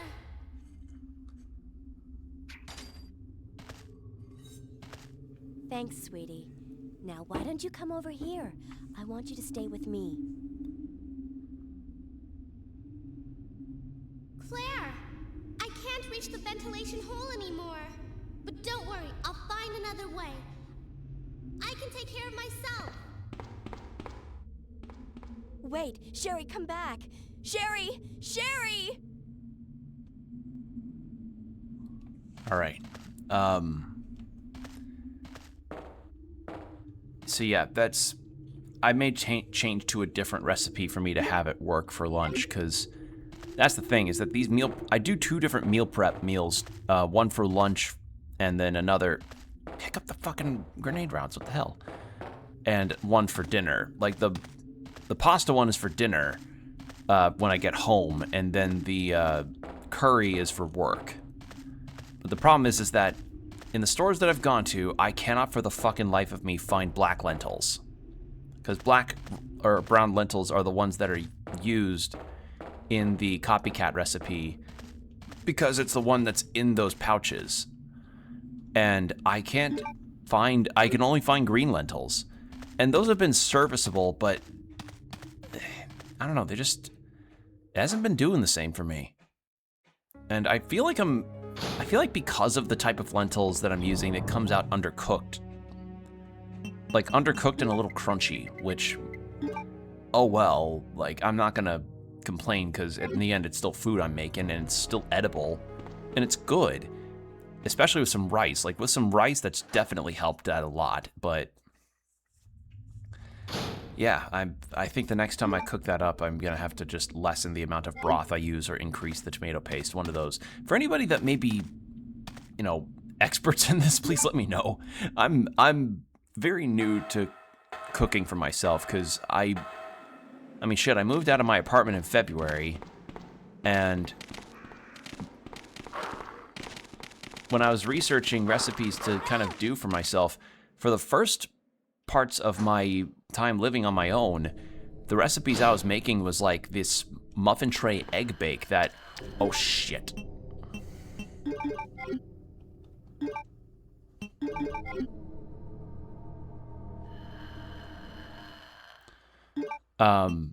The first recipes that I was doing for myself and for my, like,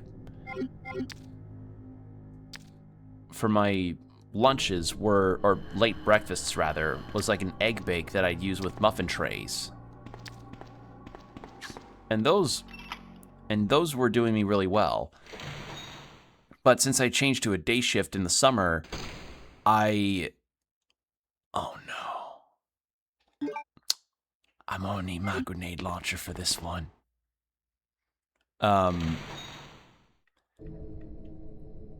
I had thought like, well shit, I should probably have a more like luncheon or a lunch kind of food. But honestly, maybe I should just change back to the egg bakes. Because they're fairly easy for me to make too. And I know the recipes well enough for me to make them without even looking at them. So yeah, that's been on the brain.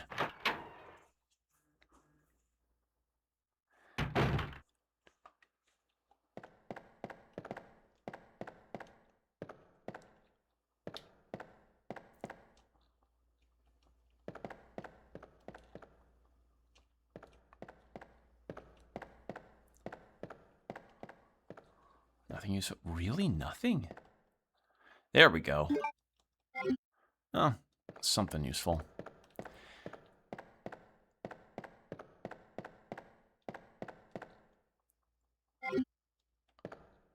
Alright, and then that's just the note about the chess players.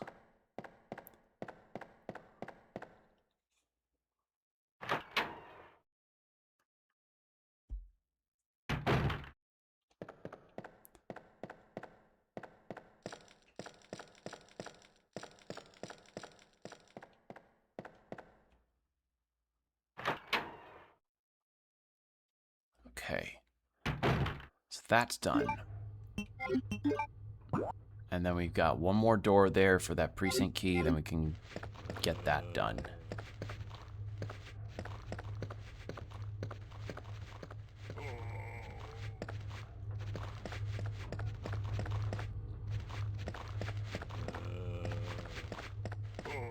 There we go.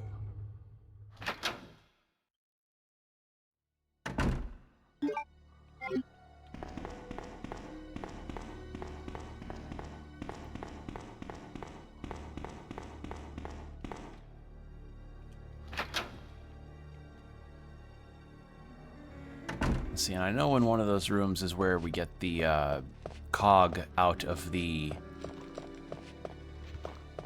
puzzle with the... Oh, shit. Forgot about you.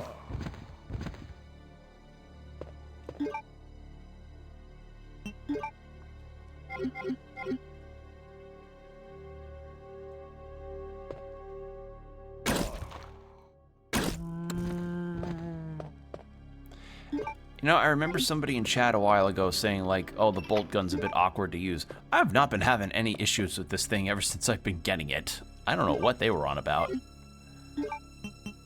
Like, I don't know. I've been not having problems with this at all.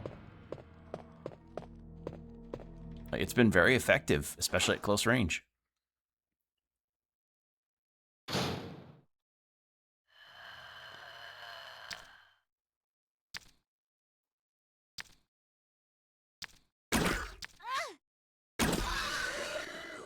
Not to mention it fires fast, too.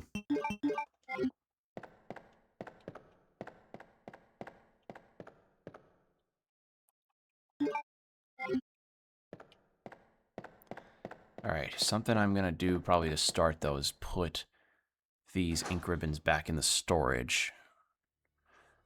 Because now we're pretty much done with a lot of this stuff. We do need the lighter, so you know what? Actually, yeah, going to storage would be a good idea.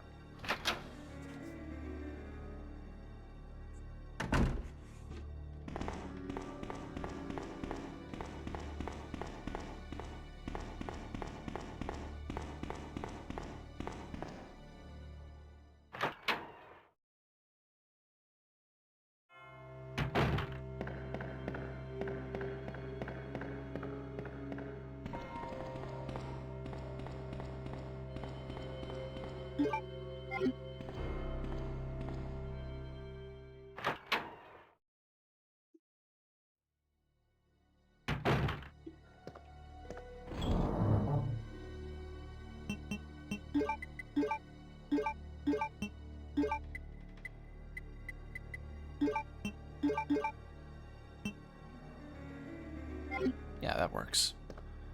All right.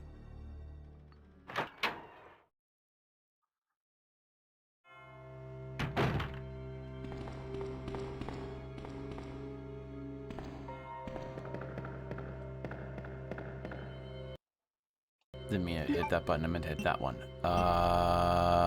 You know what? So equip that back on, and then we'll go solve that puzzle.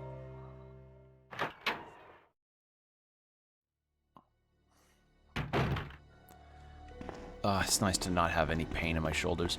I tell y'all, like, as expensive as it was to go and get that massage a while back, I desperately needed that. It was such a nice thing to get because it was nice and necessary. Like, I don't know if y'all ever just had a stretch of never getting a massage, pardon the pun, but that was a particular instance of, like, I was so wired and knotted up in my shoulders and back that, like, when it happened, I immediately felt better. Well, I felt way better than I did going in.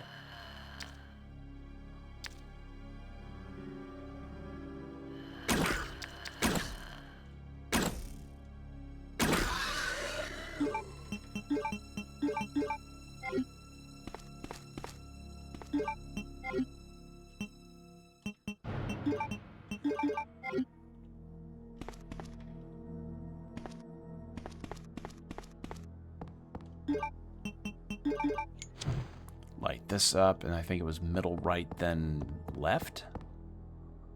Yes, middle, right, left.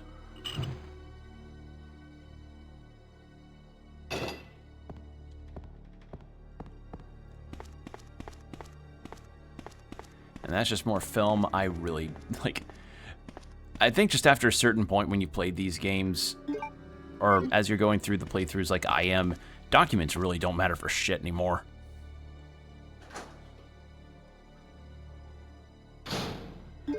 Alright, so now we take that to the 3rd floor.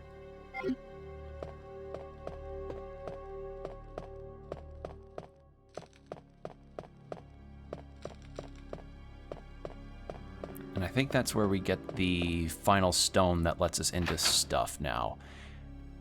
But before I do any of that, I also got to remember to get my grenade rounds, or my grenade launcher, out of my storage, because I want to clear out the morgue area, since that's going to be where the key card is for the weapon storage. So we're gonna go put that lighter away and then get the rounds that I need. And having them for the liquors will be good too.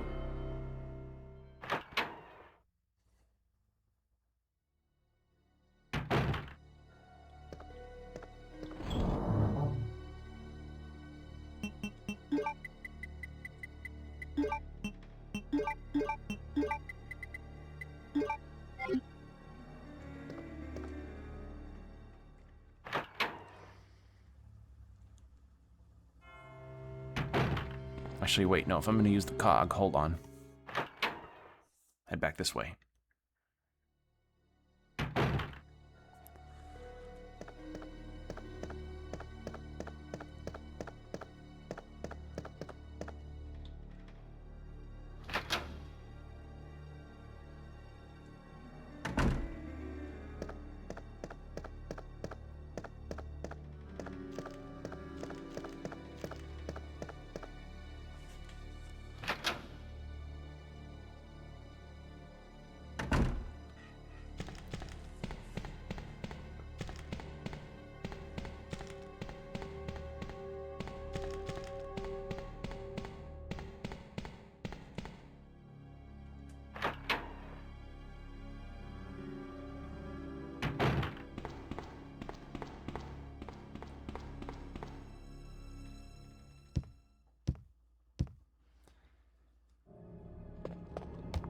Yeah, we are breezing by. We are doing some damn decent progress here.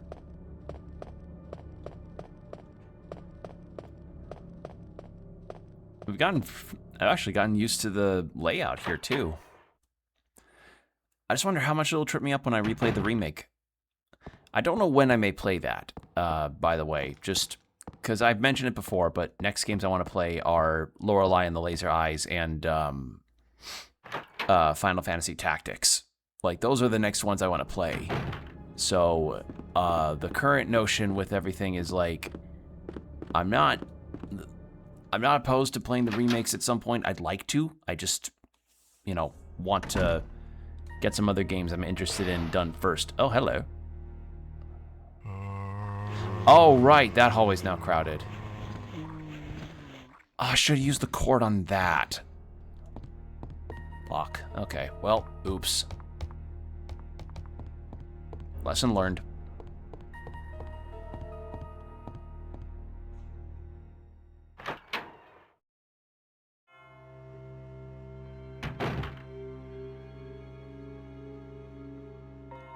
Okay. So now we go wrong way, this way.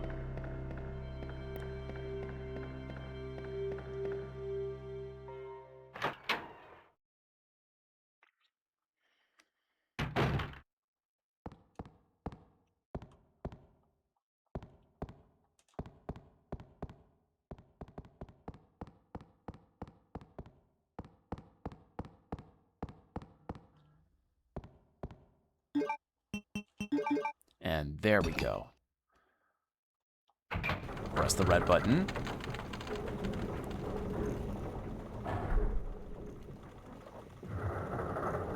And there we are.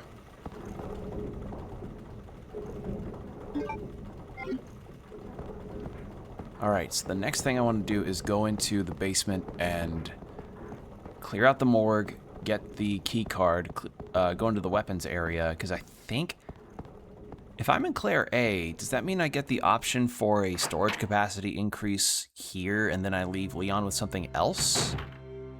Because I did that for Leon and then Claire got the submachine gun, so I don't know if Leon gets something different or not.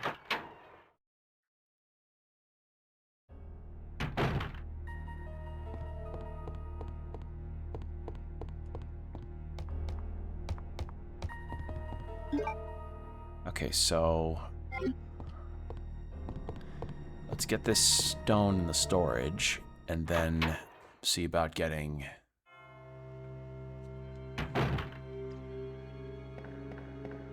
Oh, fuck. All right.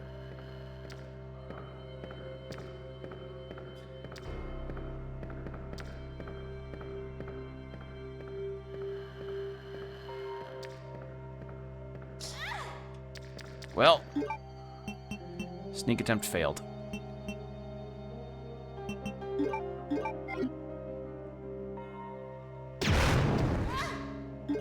Are you kidding me?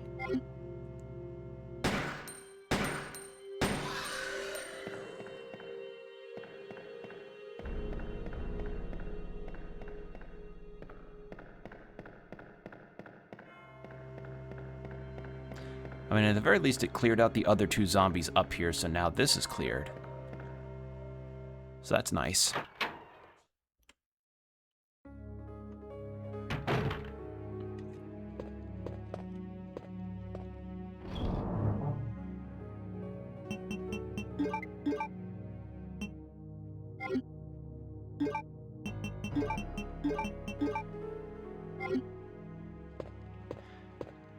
Do I go ahead and save now?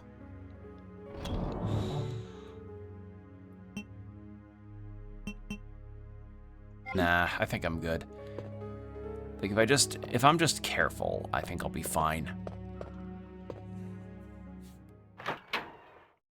Oh, wait, that hallway's full of zombies. Fuck. Man, if there's anything that I do miss from the remakes, I really miss having hand grenades. Like, that is something that I really miss having in the remakes of Resident Evil 2, is just Having access to grenades is another means of ranged combat that's explosive and does more than, like, the shotgun or grenade launcher. I miss that. I miss those things.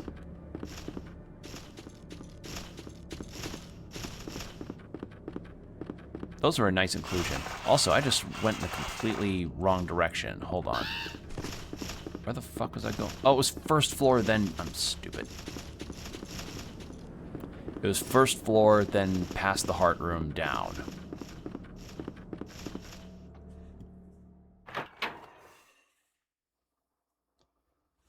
Oh, wait, but that was the... Wait. I turned myself around. Hold on.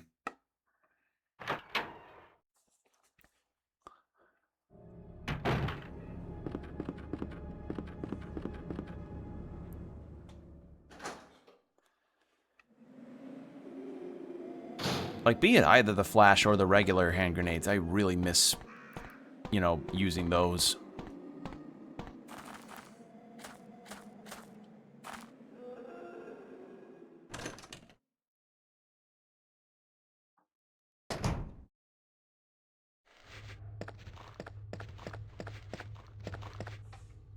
Also, ad break starting in 5 minutes. Heads up.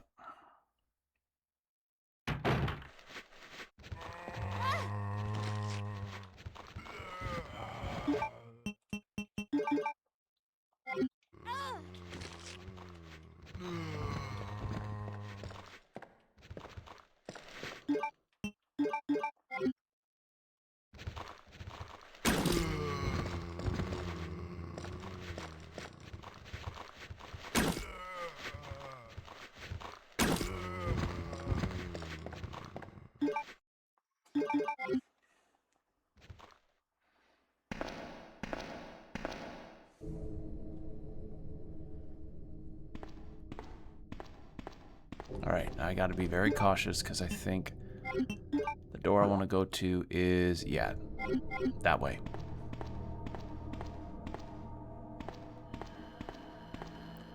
Did something? No worries. Ad break's just gonna be starting in about 4 minutes. All you missed was just me navigating around and getting turned around the map a little bit. We got this guy throwing it back a little bit. And I was just talking about the next games that I plan on finishing or starting after I do this and Esoteric Ebb. Because both of these have been really fun experiences, but I am ready to go for the next one.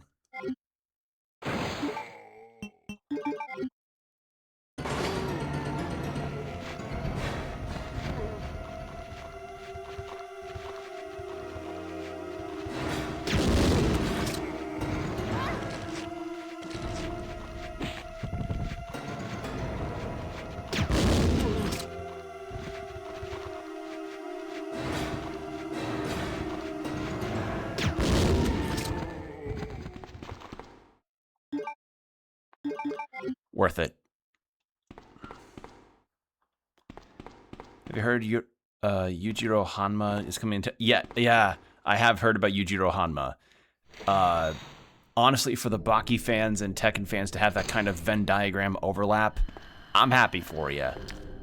I don't play Tekken, so it's not going to be for me, but it is hilarious that that's even happening. I mean, in general, fighting game people are eating fairly good. I mean, Tifa's getting added to Street Fighter 6, so... Kind of makes me wonder what other, like, obvious and cool video game crossovers we could end up getting, or other anime characters that could get added.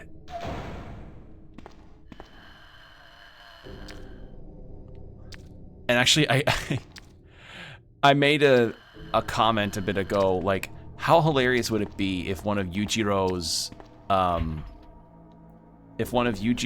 victory animations was him making that invisible meal that he makes Baki for the table flip? You know, that gif that people love to use. All right. Yay.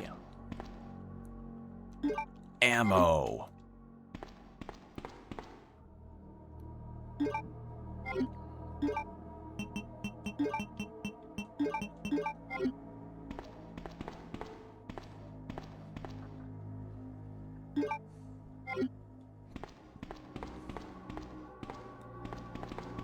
get. Okay. Well, for Claire B, she got the submachine gun, so I'm gonna go for the side pack. She gets the side pack this time.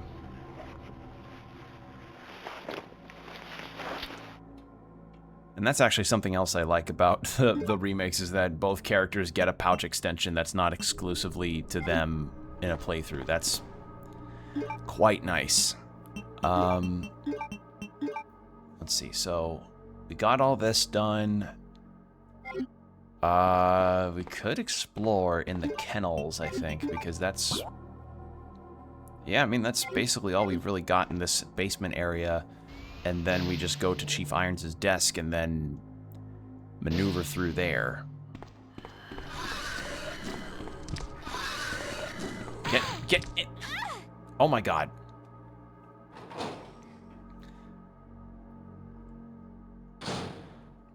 How hurt am I?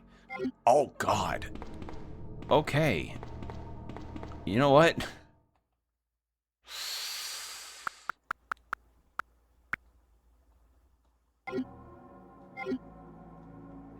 Cheeky little rewind.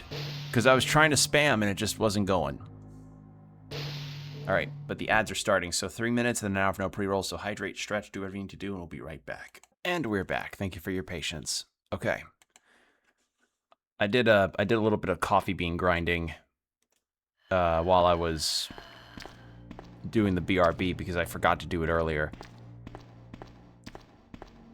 I tell you, like, I'm kind of sad though because the beans that I got were from my parents, and so my family gets their coffee from a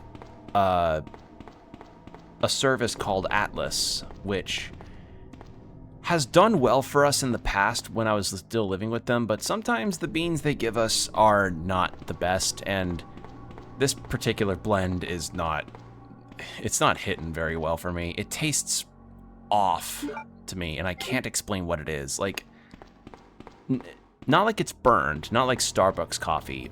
You're never gonna catch me dead in a Starbucks, but I don't know, just the flavor is not as good as I like it.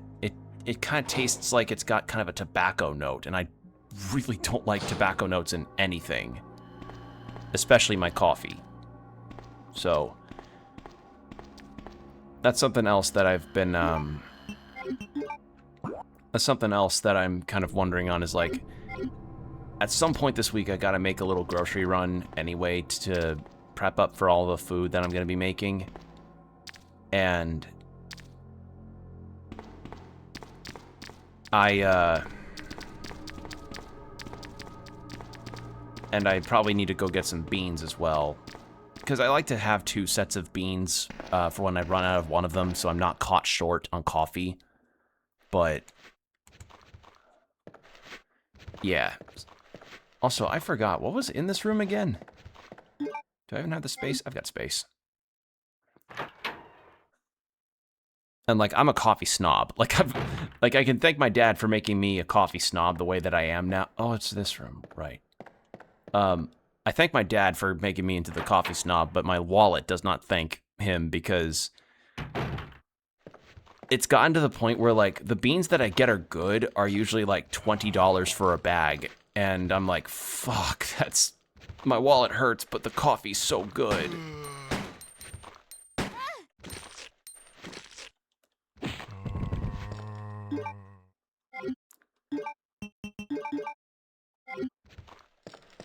Like, that's the thing, is that I've even seen some people that have tried out starting off their coffee snob journey, and how they are now at the same point that I'm at, where you can, like, genuinely you can smell how different the coffee can be based on smell alone. And when you can smell it, and you can immediately tell, like, oh yeah, these are good beans, you know?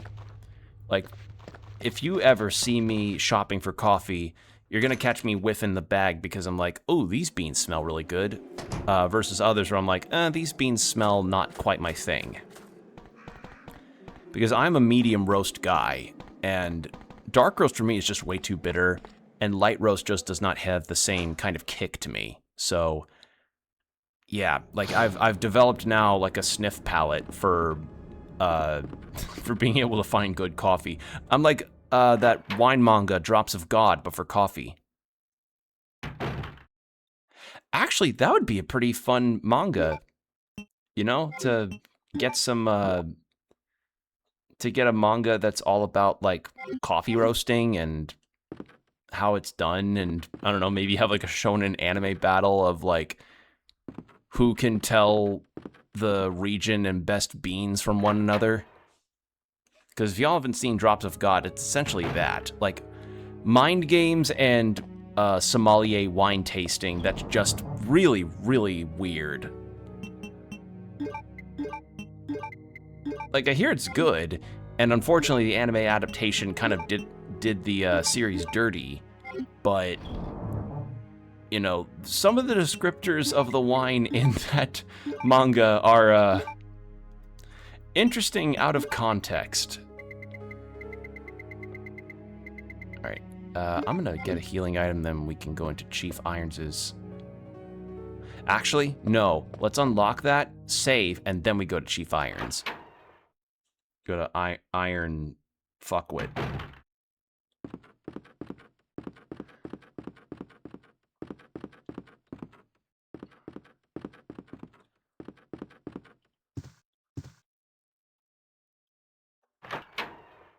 Because I know there's a Birkin boss fight after this.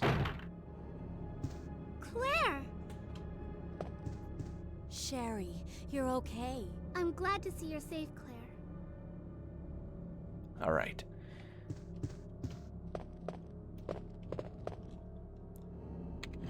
Push the button.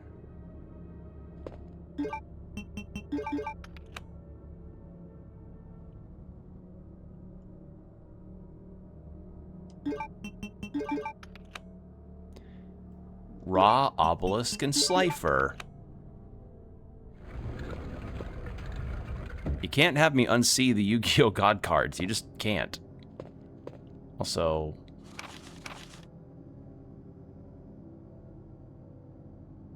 yeah, that just...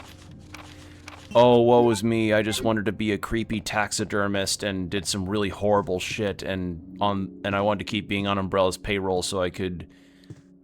I don't know... buy up... what would he even do with all that money? Oh, I wanted Umbrella to pay me all those tens of thousands of dollars so I could get the Evangelion PC collab they did with AMD. Was it AMD? I don't remember. Get in the PC, Shinji.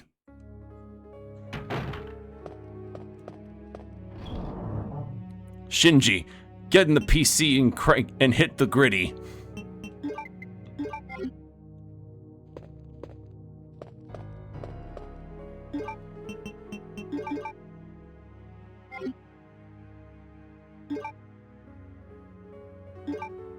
Because I think that PC was just of the Asuka Ava 2 unit, right?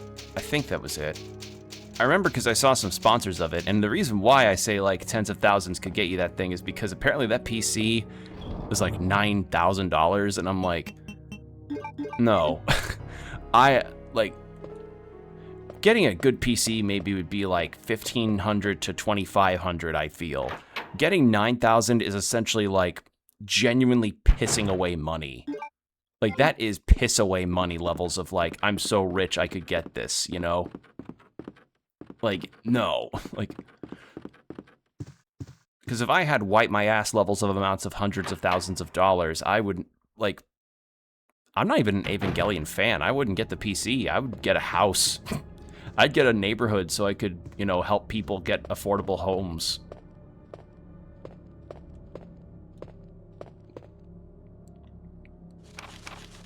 And mail to the chief. That stray red pixel next to that page has been bugging the fuck out of me. And I know it's a stray pixel because it gets covered up by the text whenever I see this stuff. Claire! I'm going down there. Stay here and wait for me, okay?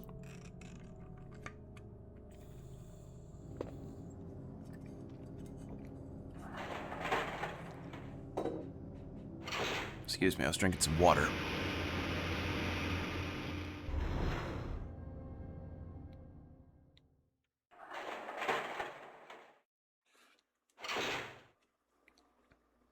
All right. Help me! Oh!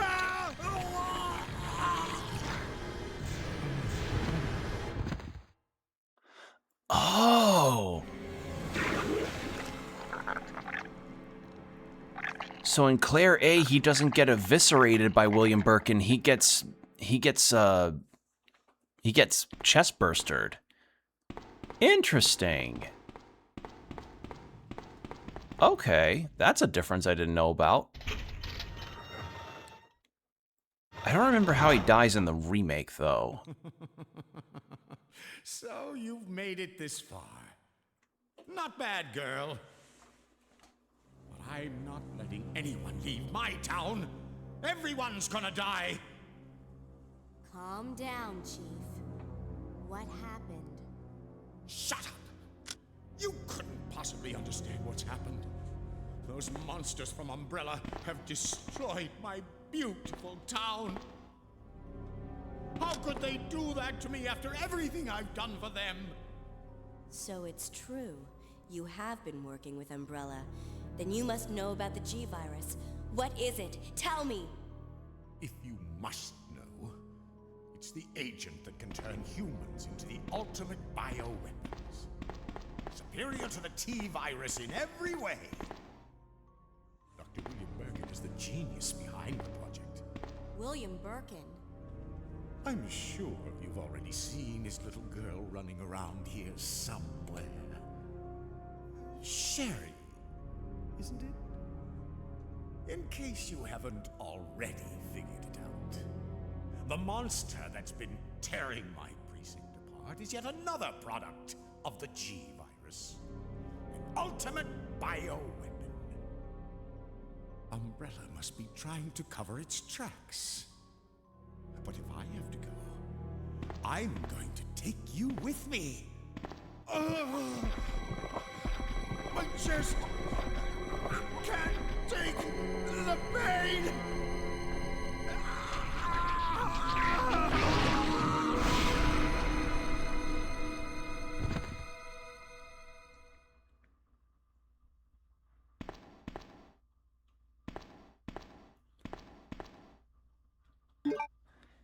And I imagine... Okay, so that's interesting. So no matter what, the Route A boss is the thing that Birkin births out of a body. Huh.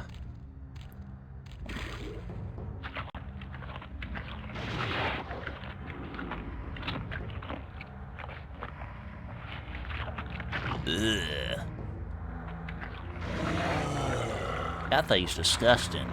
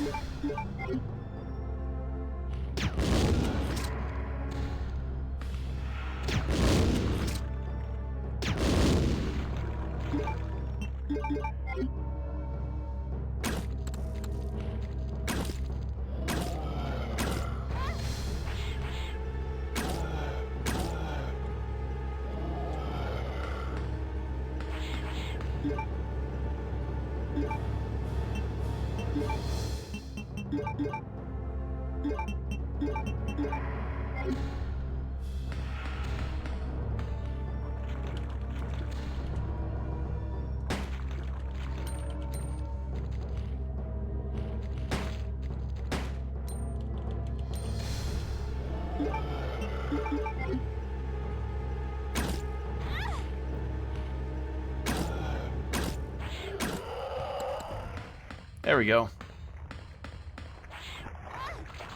Get off me. Get the ladder. Get up the ladder. There we go. Because then those things will despawn. I remember that due to Sprays kindly telling me. Okay. And then combine with that. There we go. Was there anything down there before we go back to Sherry? I don't remember. me see real quick.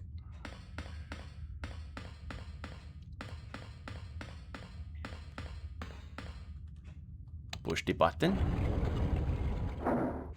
There we go. And I'm guessing now we go back to Sherry because we don't want to leave her behind.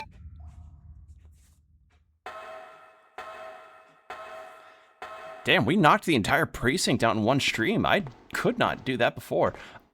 There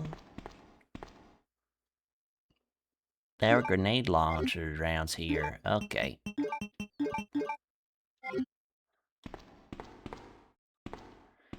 Yeah, the annoying part of that entire fight, though, is just, like, the little monster guys that show up and grab at your ankles and act like the Burr enemies from Zelda Wind Waker.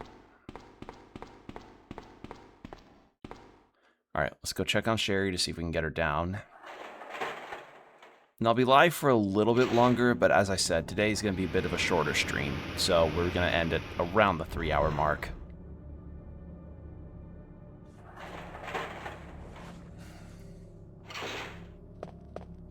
Claire, you came back. I can't believe the man who developed the G-Virus is actually her father. What was that? Nothing. Claire? It's nothing. But I think I found a way out of here. We should be able to find someplace safe if we can just make it out of town. But Don't worry, I'll protect you. I promise.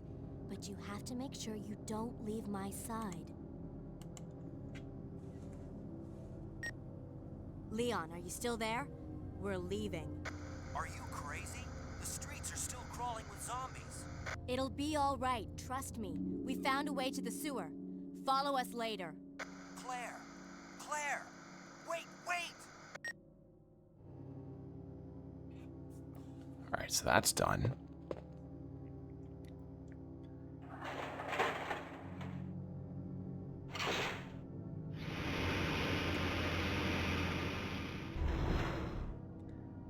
Something that I miss about these old elevators, they didn't have Ed Sheeran playing in their speakers.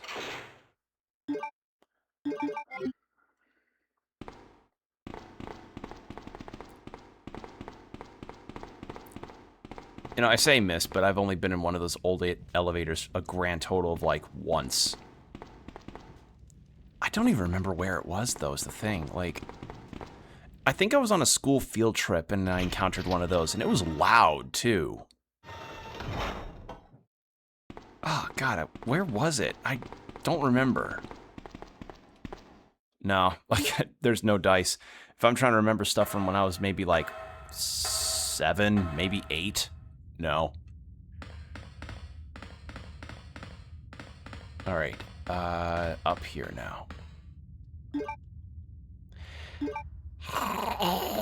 Okay, something that I'll say that I like more in Leon's campaign versus Claire's. Ada, as a companion, can keep up. Sherry can't, and she just doesn't continue with you even if you manage to go very far.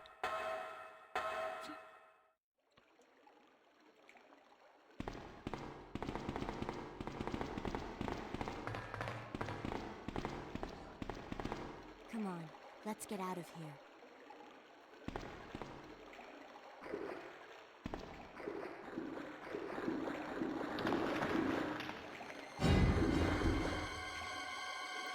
And it's Birkin there and not Mr. X this time.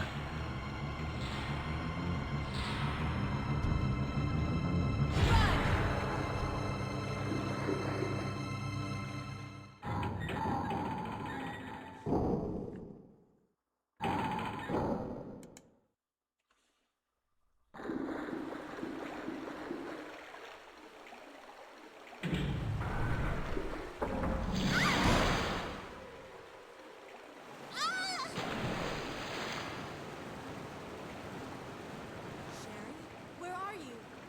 Sherry! Claire! I'm here! Did we get... I don't remember if we got this sequence in Claire B. Did we? I don't think we did.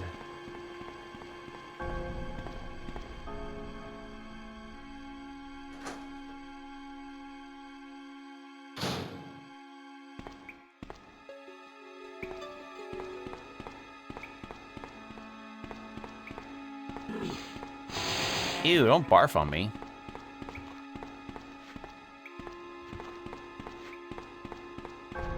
And Sherry probably can't reach the top of that, right? Yep, she can't.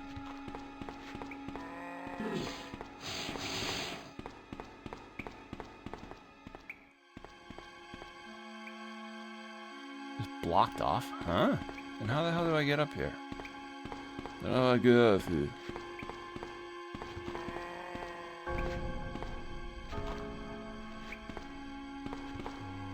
Do I have a first aid spray? I do.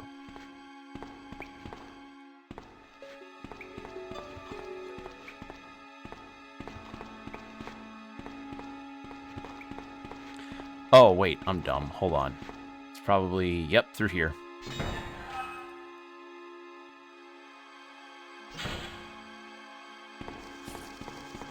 Yeah, this entire sequence is new.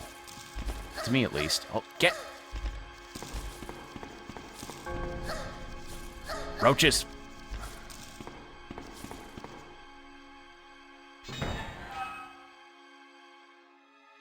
I don't miss ever dealing with roaches like that when I lived in Texas.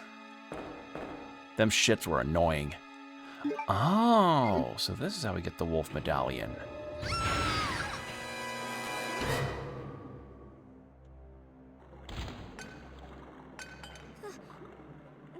Claire?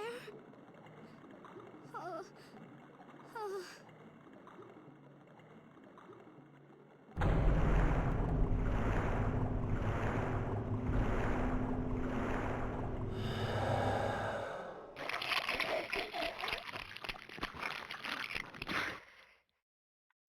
Remember Ghost Bleed? Ghost Bleed? What is Ghost Bleed? Hold on. Have you told me about that before? Ghost Bleed the Biohorror? I'll send it? Okay. It's a short film. Is this it? Is this a short film thing? Because it also looks like a game. Parody? Oh. Oh, is it like just a Resident Evil parody short film, or is it a parody game?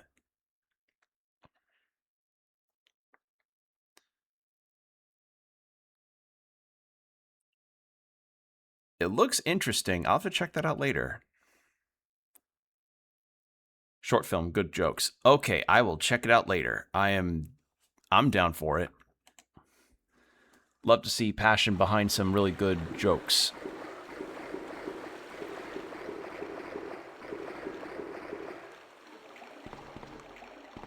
Oh, you know what you think? I'll be sure to. When I've got the time, I'll make sure to, because presently, as I said, I've been busy with a lot of life stuff and appointments and adult responsibilities like getting my groceries, which, like, I'm fine with doing that. Like, figuring out what to eat week to week isn't the fun part, but I actually have fun cooking. Like, I'm actually having a lot of fun cooking for myself. It's just...